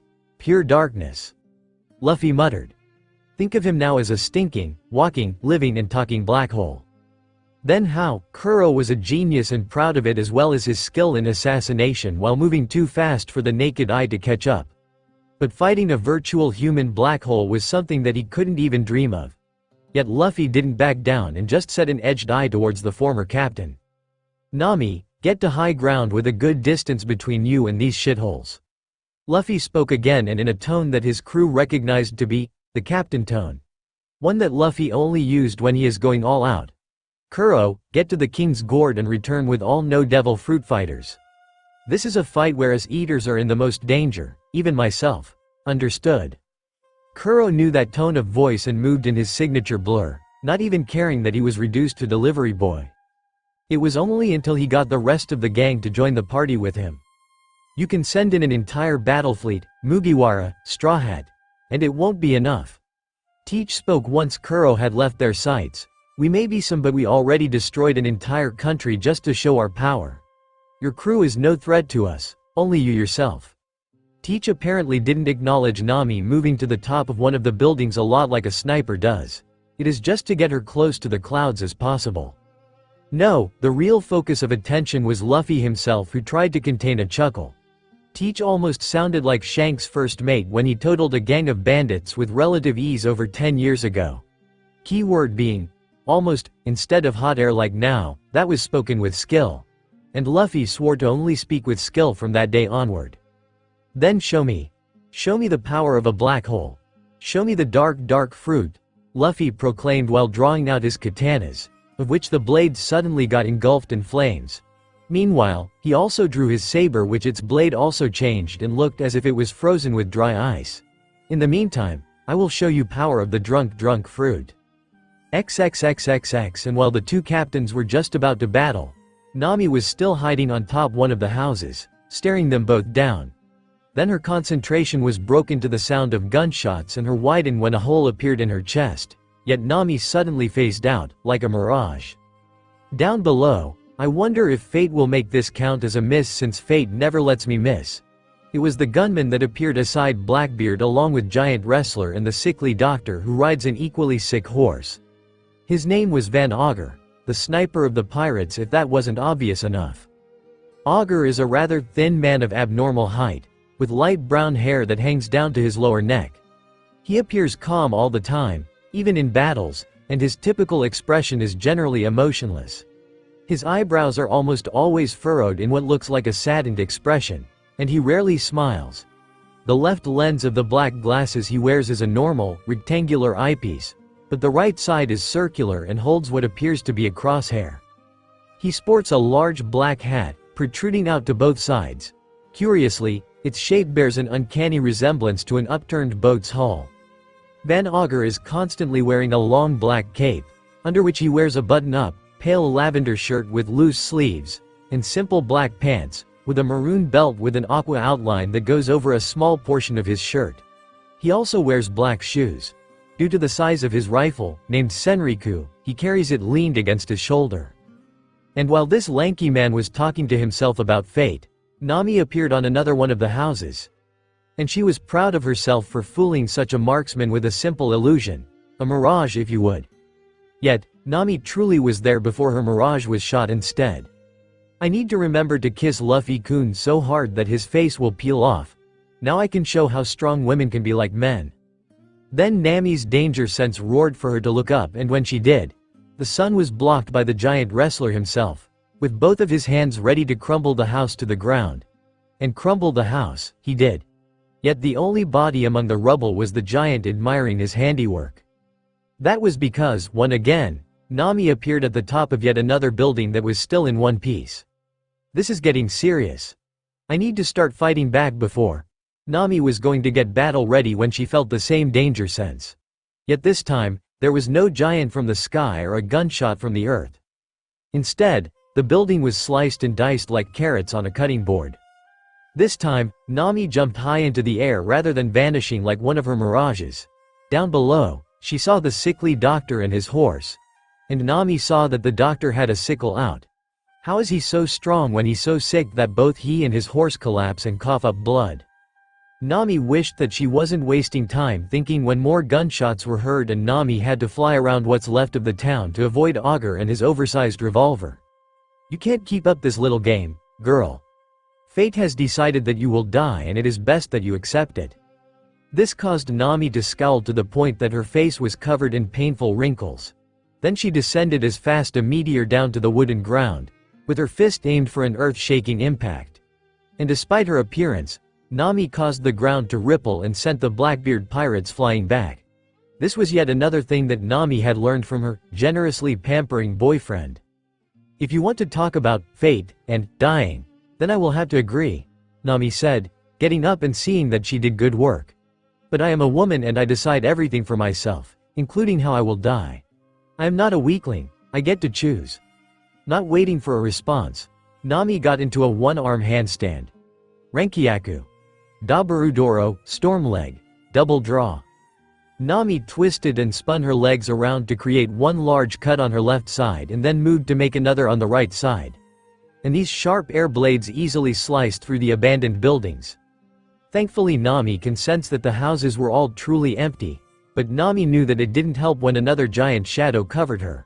It was the same giant, only that had an entire building in his hands, ready to crush her. Even though Nami was able to avoid that attack with Soru, she suddenly felt her legs give out with the feeling of cold hard steel grazing the flesh. In any case, Nami fell to the ground and had to slid on the rumble in order to stop. Adding insult to injury. Literally, Nami felt the wreckage around her being shot at point blank while she still was dazed from the sudden loss of feeling in her legs. The only silver lining that Nami never lost her bow staff and got it ready until she saw all three of the Blackbeard pirates staring down on her. And they had their weapons to go for the killing. Just when Nami thought she was going to go down swinging, she was spared.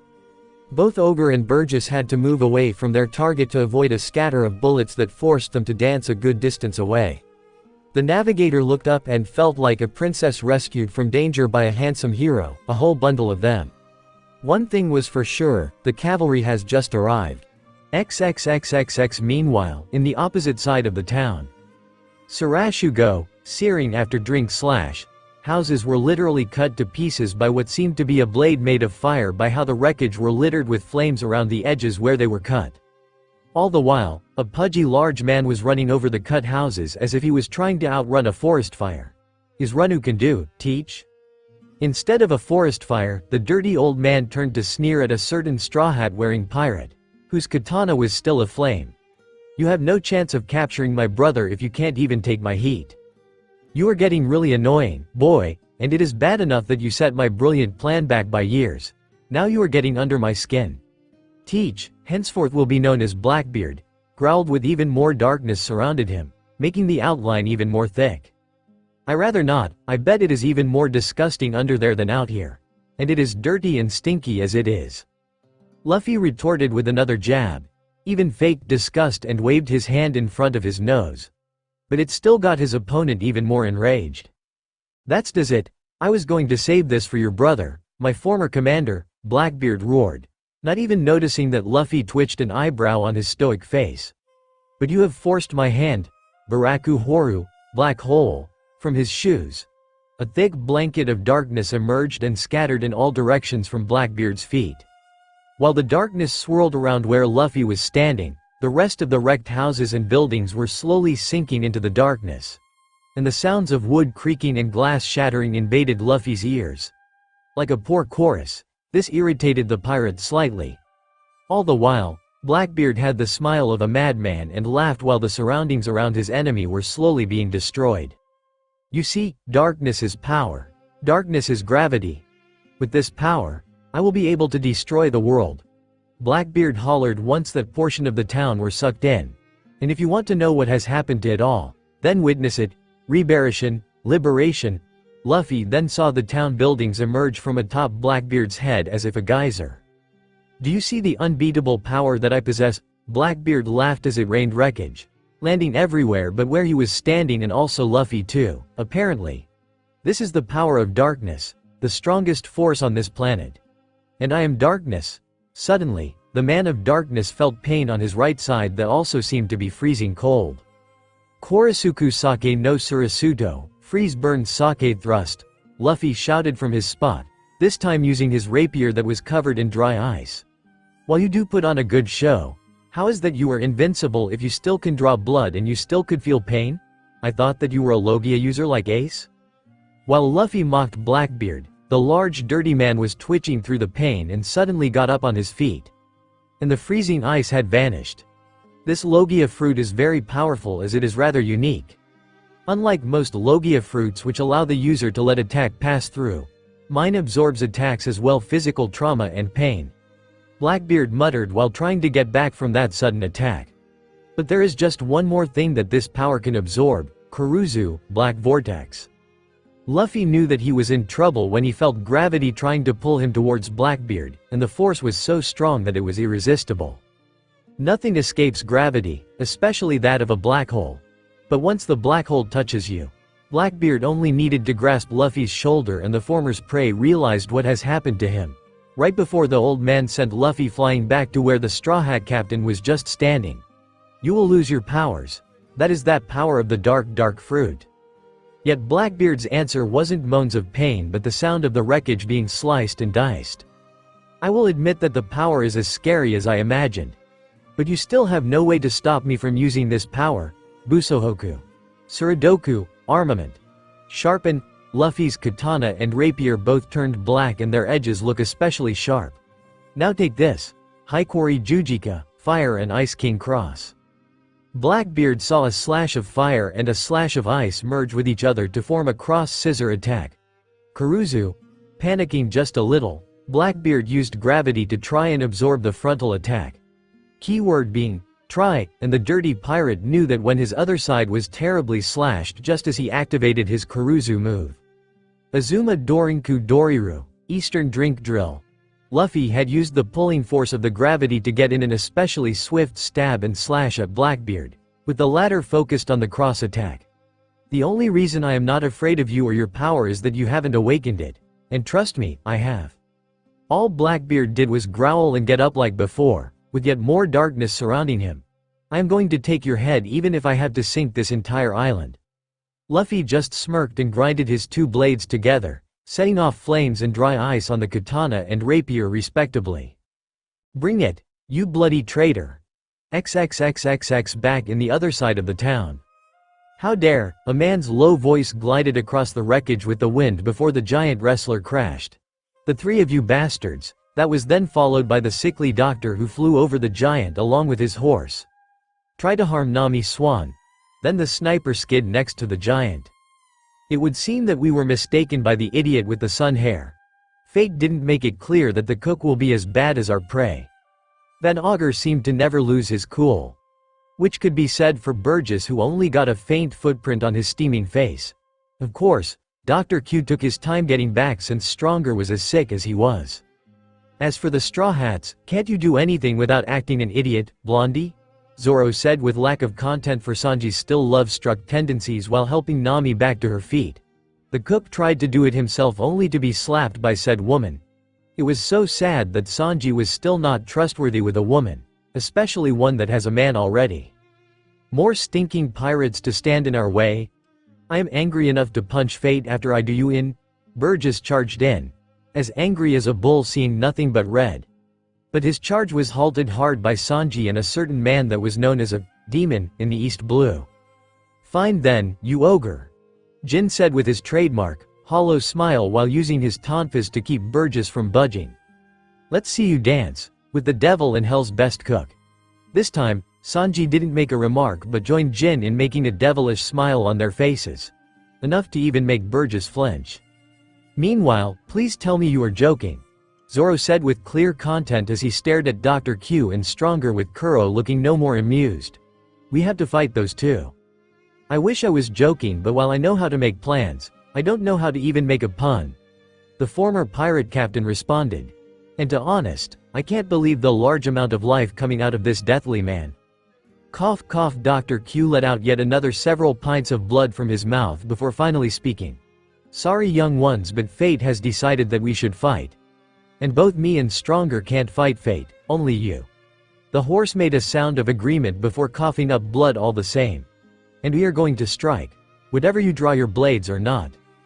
Zoro and Kuro both knew from that point that they let their eyes fool them when their opponent appeared in front of them with a double-bladed scythe ready to take heads off.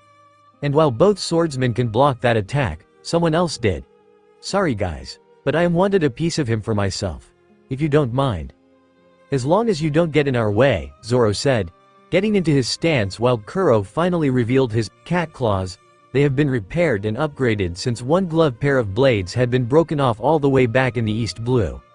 But these claws will be able to withstand even an elephant's foot stepping on them, or better yet a dinosaur. Or Luffy will have our next chopper. Got it guys. Dr. Q had everyone in a loop on how he could be so sick and yet so alive at the same time. But facing a being that was a Krar veteran and a full-grown reindeer was something beyond his imagination. Finally, Augur was left facing not one but two fellow marksmen. And before he could fire off his rifle, the sniper had to move to dodge gunshots from the other sniper that had a very long nose while moving his head back to evade Frank's bullets. Only for one to explode loud and hard in his face. You think that you and your little gang are hot stuff for picking on our captain. You just never met pirates like us before, punk. So, you better be ready. Ready to face your death unless you are better than this. Usopp said, his legs and his voice no long shaking. All the while, pointing the tip of his rifle at Augur and hiding his self-satisfied smile for his clear bravery. Yet, before any more conflicts could start off, rifle, the excitement was shattered, like an ice sheet with a heavy boulder on it, when one of the houses exploded and out came a certain large dirty man that had a fist to the face really hard. If you wanted to go for our fists, then you should have said so. It was, of course, Luffy stepping over the rumble and even had his hand on a post to make it look cooler. But for the record, touch my blades and you will regret. Even though Luffy's sudden change from smug to scary had disturbed everyone, Even Blackbeard's crewmates somehow. The walking black hole himself was growling like an animal crossed. "How dare you?" Blackbeard said quietly yet also manically, as if he was losing his grip. "How dare you be so smug with me? I sailed with Whitebeard for 20 years. I am your senior. You're better. You're just a snot-nosed bastard who can't even sail the Grand Line." How it was possible nobody cared, but they could have sworn that both captains gave off different auras that clashed.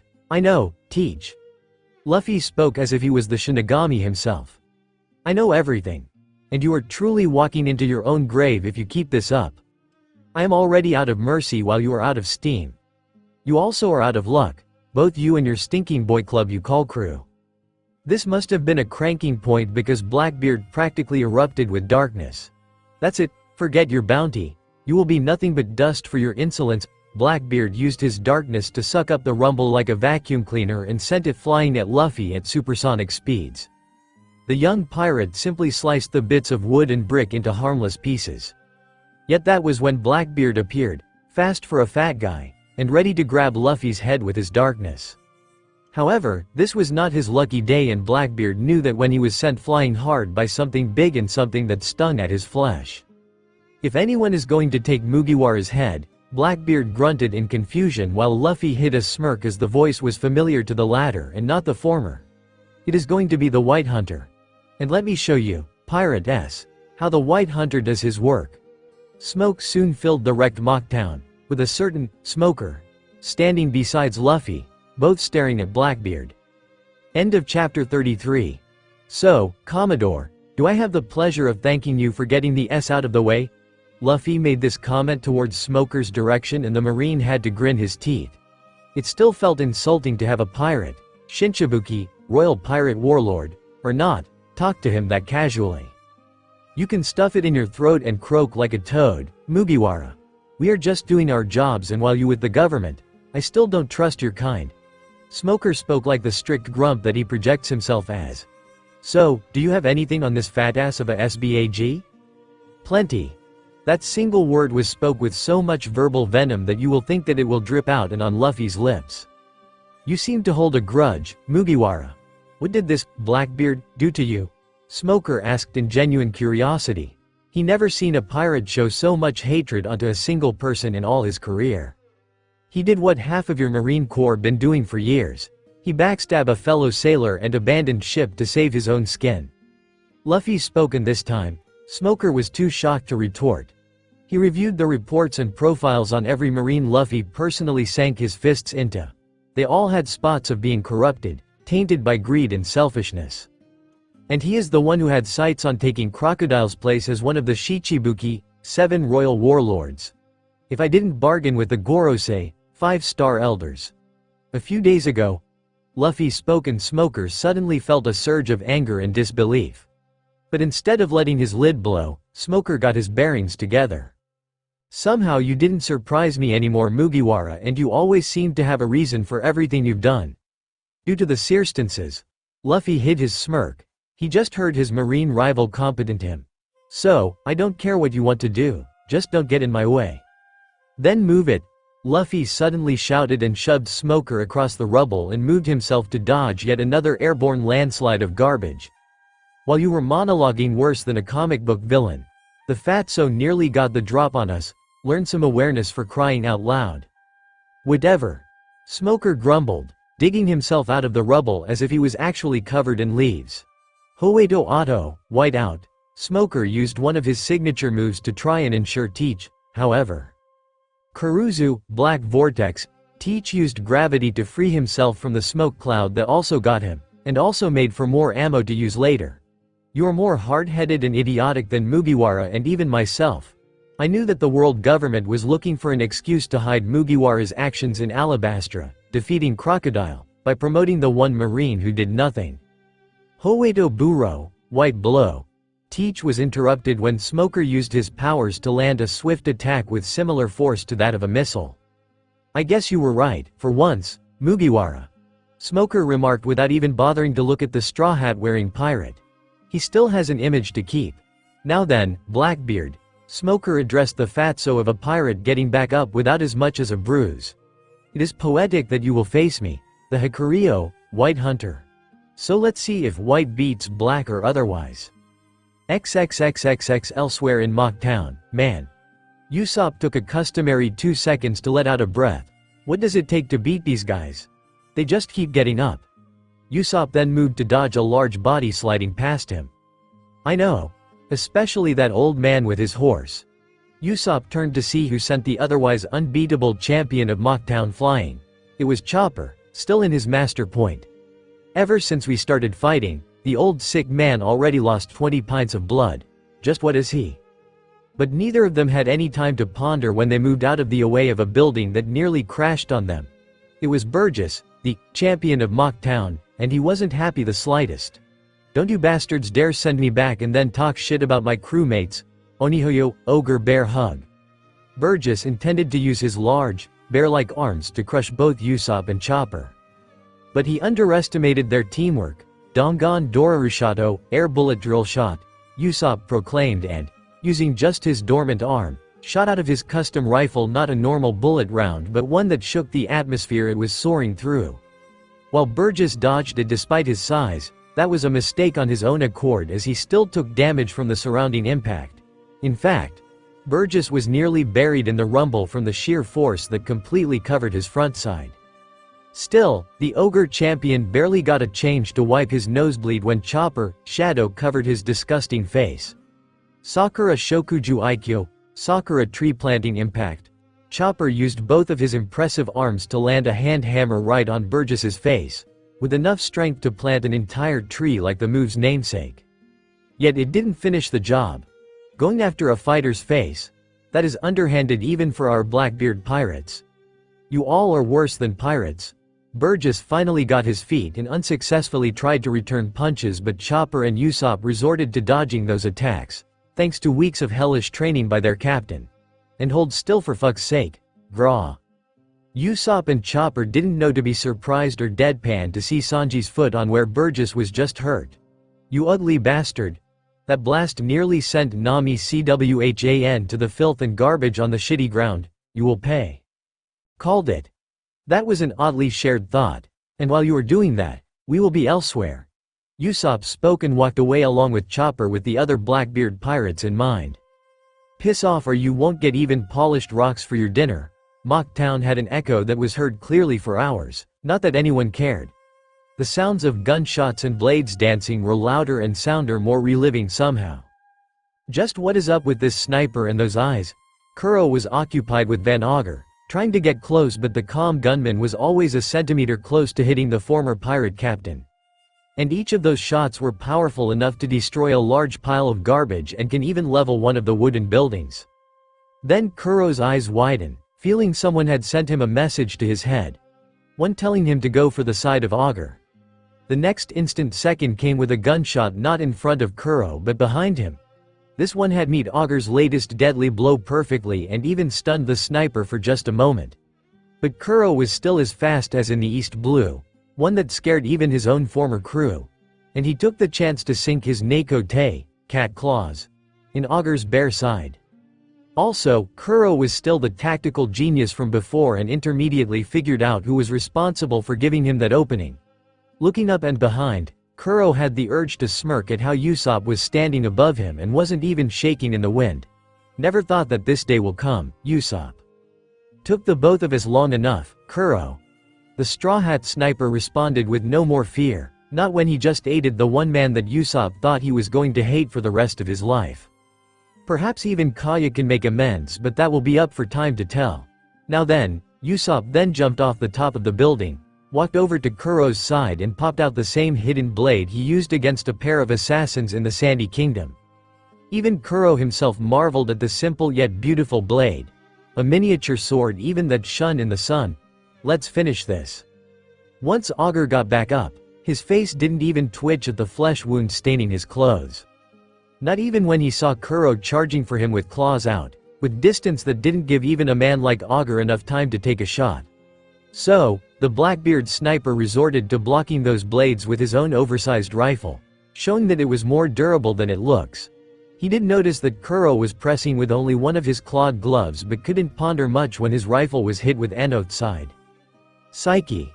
Usopp smirked and, with strength that defied his petite and slim arms, managed to force Augur's rifle to the left, which had the mouth of the rifle. When Usopp pulled the trigger, Augur was able to dodge by moving to the left.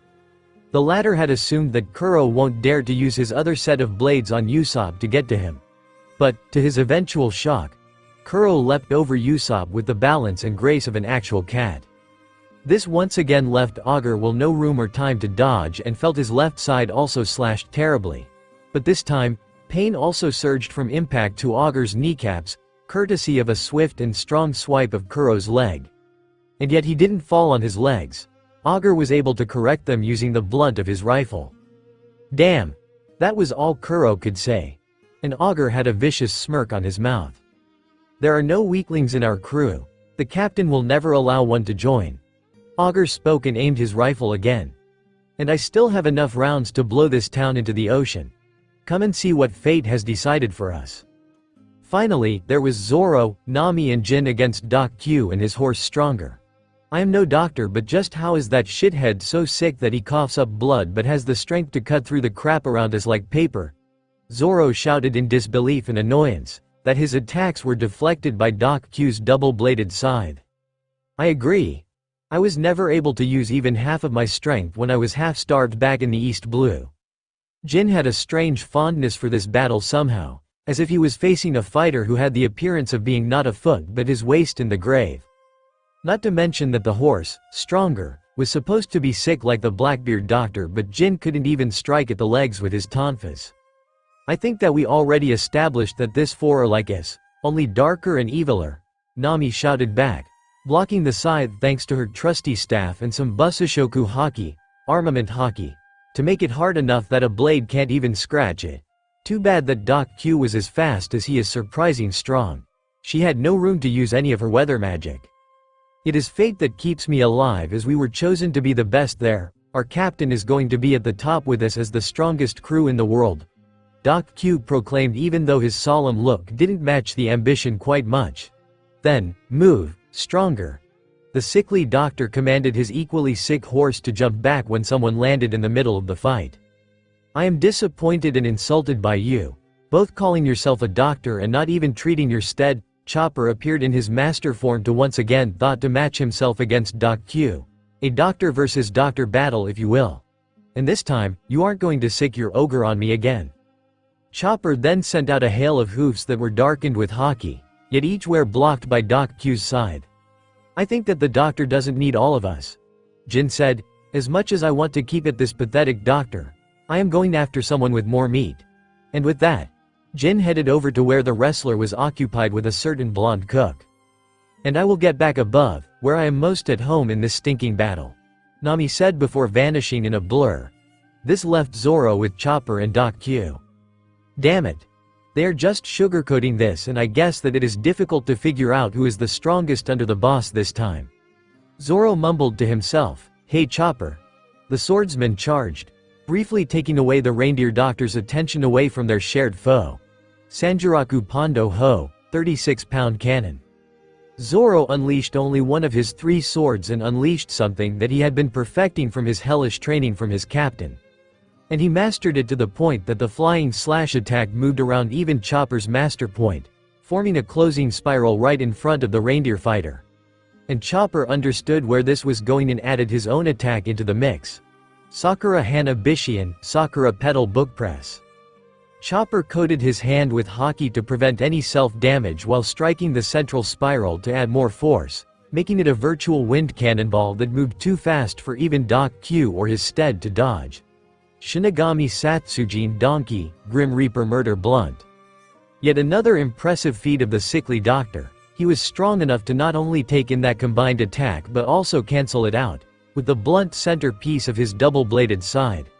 You can't defy fate, and everything that fate protects can never be harmed. But before either Doc Q or Stronger could budge, another fighter appeared and clashed a blade against the scythe. If you want to cut down the pirate hunter, get in line. I have reservations. This swordsman, or rather swordswoman, proclaimed only to realize that she suddenly was talking to just another pile of rubble.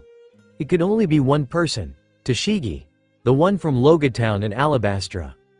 For once, Zoro wasn't annoyed and somehow was amused to see her of all woman to intervene. He then decided, despite the circumstances, to tease her a little. "I heard that you got a promotion along with your stovepipe of a boss," Zoro remarked, smirking to see that Toshigi was trying to ignore him.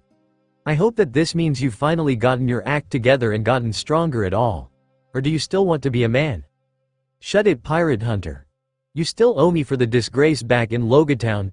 Zoro just shook his head in disbelief while Chopper made a self-note to ask about this after the battle. "I know that I never told you that I became a pirate, but after seeing you nuts about swords and looking like my old friend, I couldn't break it to you." Zoro walked up to Toshigi, who was still trying to ignore him, and got into his three-sword style stance. "You just had no reason to hide that you were a Marine. Everyone welcomes Marines no matter what, and you know that." "Shut it," the Marine swordswoman muttered and then charged for Doc Q, only for her attempt at a vertical slash to miss with Stronger moving to the left. Suddenly Chopper appeared again. "Sakura Bakupuresu, Sakura Bark Press, Shinigami Satsujin Han, Grim Reaper Murder Block." Once again, Doc Q used his scythe to block the attack, only this time with the side of the staff. Yet that was what Chopper wanted.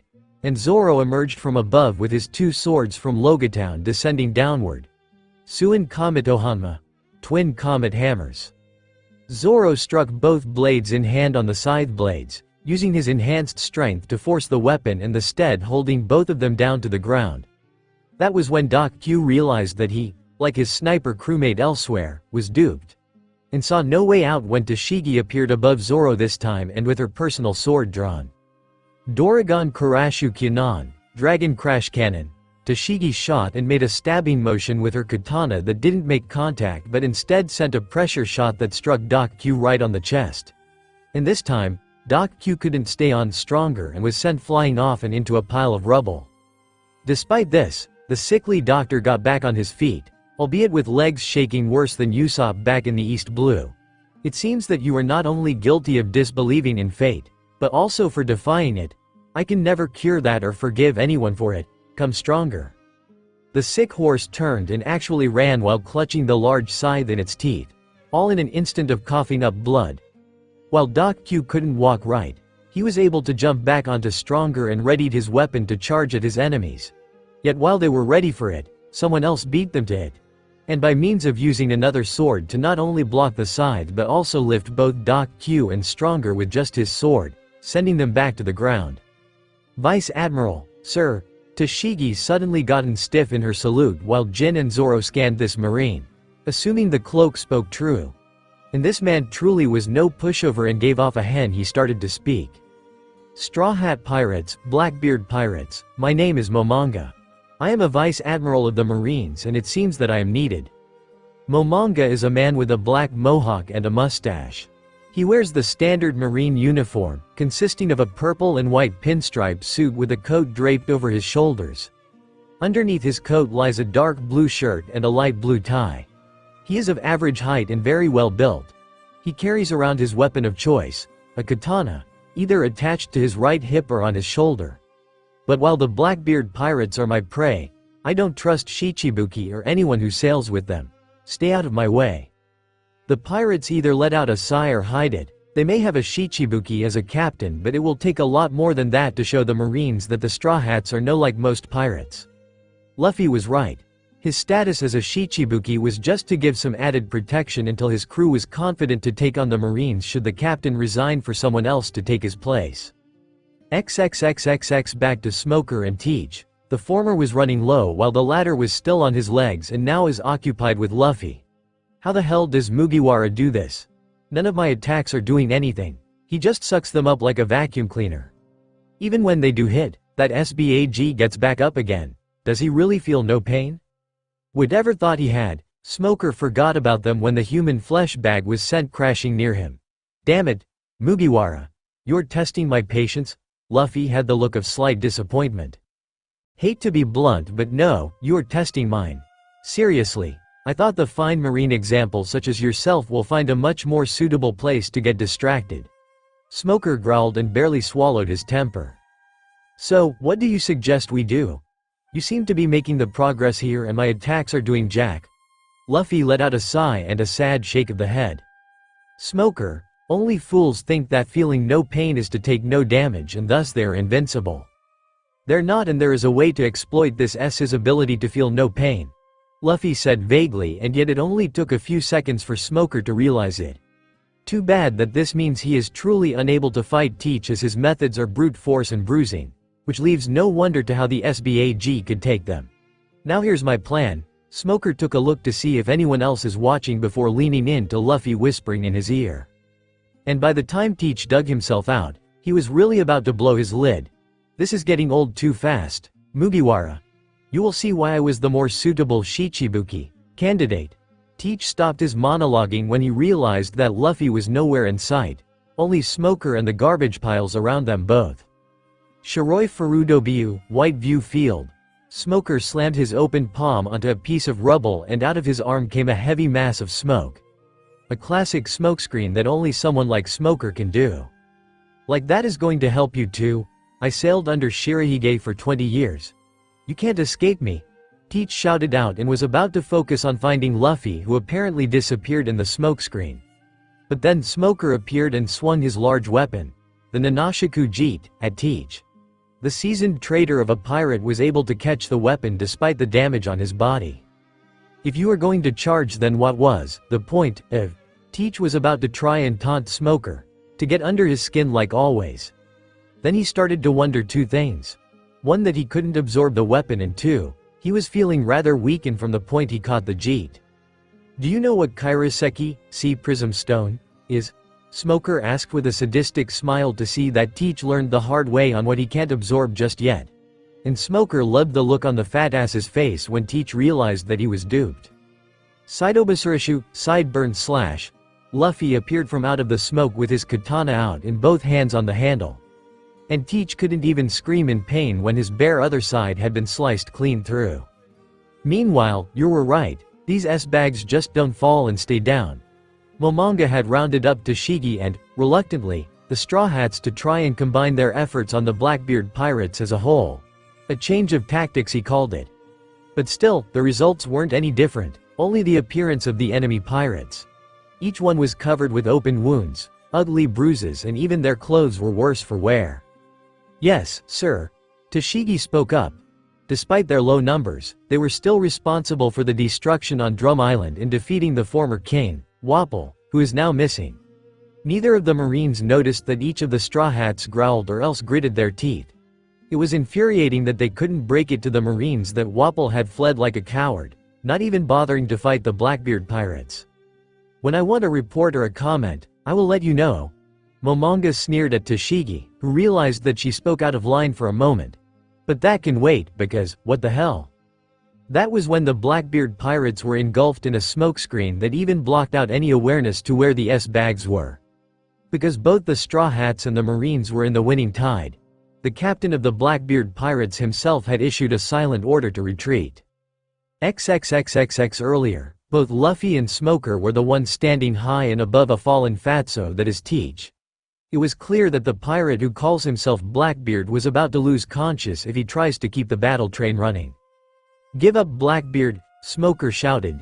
You can absorb all the pain you want, but you have to feel Mugiwara's poison sooner or later.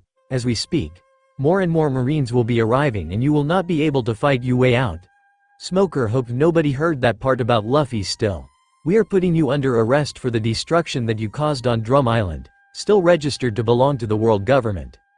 You should listen to him. Luffy wanted his own 2 cents while the fatso was still on the ground, losing feeling in his legs.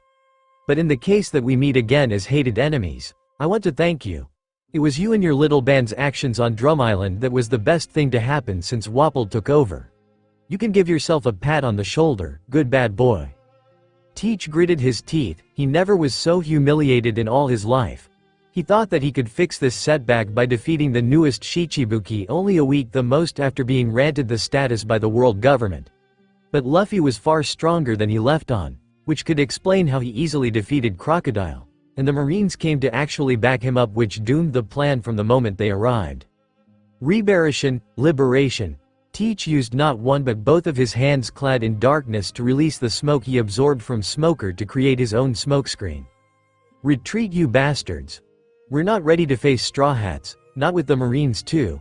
Teach was able to tell that his crew had heard the call and made their way past him, but not before. Remember this, Mugiwara? I spent 20 years to enact my plan, and I will not be denied of what I deserve. I will become the king of pirates. Then Teach turned tailed like before and didn't get far before he was answered. If you want to be the next pirate king, then I am more than glad to fight you for it. But I will never accept someone who harms my friends, my family, and smears on the name of D. A rival for my dream. Luffy shouted back at Blackbeard, who still kept running. I am warning you, Teach. Once I learn that you harmed a hair on my brother, I will go to war with you if I have to. Then the world froze, everything suddenly moving as if time had slowed to the speed of a snail. Only Luffy and Teach seemed to be affected as their heart rates are still pumping hard from all the excitement. I will get what I want, whether you, I promise that. With that, the world started to move like normal and the Blackbeard pirates somehow evaded the Marines while Luffy didn't budge an inch to stop them. End of chapter 33. Mugiwara, Straw Hat, Smoker growled, but he didn't need to speak another word to show how disappointed he was in Luffy and himself, for allowing not just Teach but also his crew to escape. I know, Smokey, but you won't want it to go the other way. You're the one that doesn't trust us Shichibuki, 7 royal warlords. Luffy responded by cooling himself down and putting away his blades into their scabbards. And you were right once before. I say that you still have your mind in the right place. Flattery will get you nowhere, Mugiwara, Smoker retorted, and before he could get on a rant, he felt the eyes of the devil staring down his shoulder. Turning around, he saw Momonga in all his glory. Vice Admiral, sir. Smoker quickly got into a stiff salute. For a marine that doesn't trust the Shichibuki, you fought just fine with Mugiwara. I saw it all. Smoker didn't say a word, waiting for his superior to give the word that he may speak. And I understand that you feel ashamed, but I have it worse. I was sent when headquarters recognized that Blackbeard used to sail the Grand Line under Whitebeard. I was supposed to be the one to append him, but I choose to fight his dirtbag foot soldiers. I didn't want your protege to be killed off or seen among pirates. Smoker took it in and nodded. So, you just returned to your assigned ship with your attendant and take some rest. As a vice admiral, everything falls on me when we failed to capture non-Shichibuki pirates. Dismissed. Yes, sir. Come on, Tashigi, and don't get lost. Smoker finally spoke and the swordswoman hurried over to him. In Mugiwara, Luffy gave his attention to Smoker. It was fun. Thanks. Smoker mumbled, hoping that only Luffy heard it. Thankfully, he did, and Luffy even hid his smile. Now then, Mugiwara. Momonga then spoke to the Shichibuki. I offer my apologies should we have gotten in your way in any form. For each person shocked that a vice admiral will talk to a pirate as if Luffy was a level above him, they hid it. We were moving everyone out and labeled at least one of the inhabitants as Bellamy the hyena, worth 55 million berries. And I am confident that the state in he was found, beaten to a pulp, was of your doing. Luffy nodded his head. If I may speak my mind, Momonga gave off the face that said, it better be good and quick. I have been rough with that rookie when he barged into a tavern where I was enjoying a meal. He thought me replacing Crocodile was a farce, a lie, a scam made by the world government. I didn't care for what he thought, but he got under my skin when he had to address my crew as prey. Even as pirates have some honor in our veins. Duly noted. Momonga responded. As for me bringing this up, you were the one who not only defeated the hyena but also noted as to where his crew was. Shall we discuss a share of his bounty? Once again, the atmosphere was frozen with disbelief, and it will finally explain how the Marines knew where to find the Straw Hats in the middle of their fight with the Blackbeard pirates. To be fair, I ask only 25 million while you keep the remaining 30 million berries. Sounds fair? Momonga nodded as his answer, and with the twitch of his finger a Marine soldier appeared with a pair of suitcases. Momonga took the one from the Marine's left hand that somehow appeared lighter than the other, and the Vice Admiral promptly gave it to Luffy to hold. Opening it, Luffy saw the share of Bellamy's bounty inside in the form of 1,000 berry bills. Luffy then closed the suitcase and gave Momonga the bow of a businessman concluding his affairs, and the Vice Admiral gave a smaller bow out of respect for his rank. Momonga then walked off with that same Marine, still holding the other suitcase while Luffy walked towards his crew. You can bash my face in later, Nami. Luffy spoke to his girlfriend, handling the suitcase over to her. Now let's get back to the King's Gourd and plan where to go next. I have had it with this dump. XXXXX later, Nami did have the urge to lock Luffy out of the cabin for the night, giving more than half the bounty to the Marines, but she wasn't the type to try her bargaining skill and luck with a vice admiral. Especially the one that Momonga portrayed him as. Still, there was some good news to be shared. A hermit, living on this island talking about a sky island, and even discovered gold at the bottom of the ocean. Luffy reviewed the notes while Chopper still worked on any wounds. We still have a lot of time to kill before the log pose eventually settles on another island. It will worth something, so let's do it. Luffy made the call and his crew hurried to move the King's Gourd to the side of the island that is a dense forest on the other side of Mock Town. Still they had a surprise to see something like that of a fairy tale castle. Yet a few of the guys were not convinced and remarked that it was an illusion. True to their word, Luffy discovered that it was fake. The reality was that it was a plywood cut out of a castle that was covering what seems to be a small house cut clean in half. And the only thing nearly was a stump that had a kid's picture book. Nami checked it out and read the title to read, Noland the Liar. Apparently, it was published in the North Blue Sea. And Sanji remarked that he read that book a lot when he was of the age and that he was born in the North. This baffled most of the crew. The remaining few had a feeling that Sanji was more than born in the North but wasn't talking. They had no idea on how right they were. Luffy emerged out of the house saying that it was unoccupied, so they decided to stick around and wait for the hermit to return, albeit with a rude welcome. All the while, Nami read the child's book. It went like this. Long time ago, there was an adventurer named Noland. He often told high tales, stories from the sea that sounded so far-fetched that not even the children believed him. They simply wanted to hear what he will come up next. One day, after yet another voyage to the sea, Noland visited the country king. He said that he discovered a city of gold on an island. This was the greatest of his stories, yet he sounded so sure about it.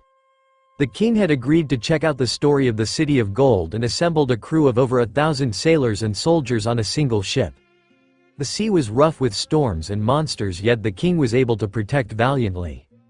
But by the time they got to the island, they were left with only 200 left and the island was covered in nothing but a forest.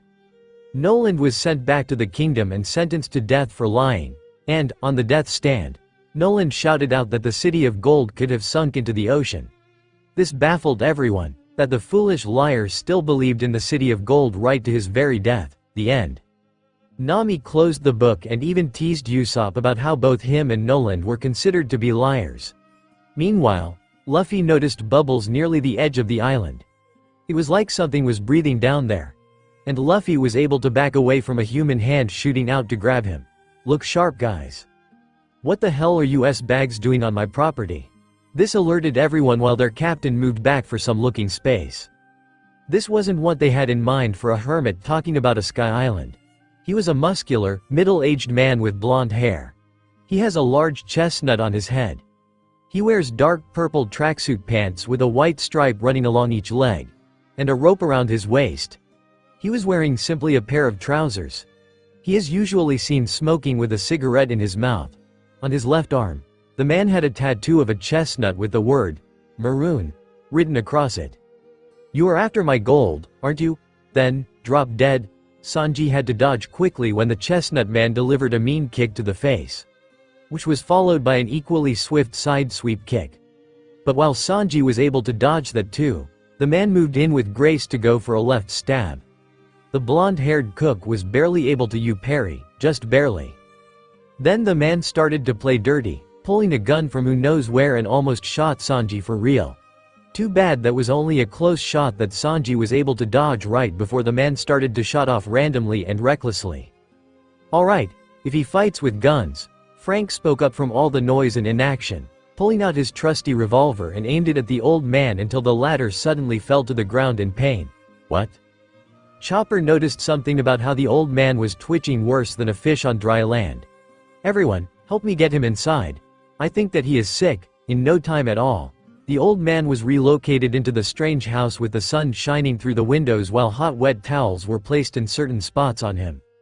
Chopper explained that it was an illness that was common with deep-sea divers, who constantly expose their bodies to water pressure for days without end, and without giving their bodies the time to adjust to the change in pressure. This was a decompression sickness that involves water bubbles forming around the muscles, causing great pain which can lead to death.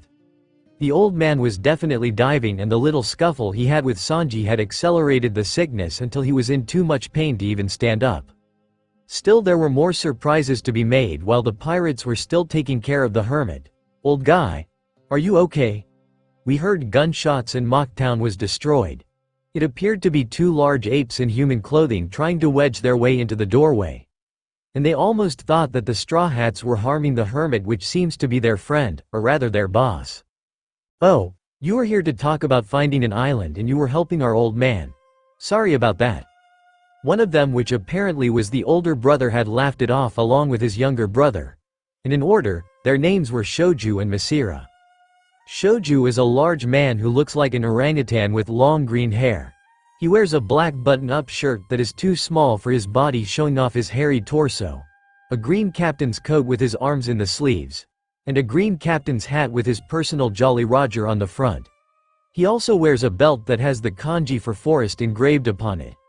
His hair is so long that its entire length is almost as long as Shoju's entire body height. And Masira was also a human with ape-like features. He wears an orange-yellow jumpsuit, and also has headphones and goggles. What makes him interesting is he apparently has a tail, although sometimes it cannot be seen.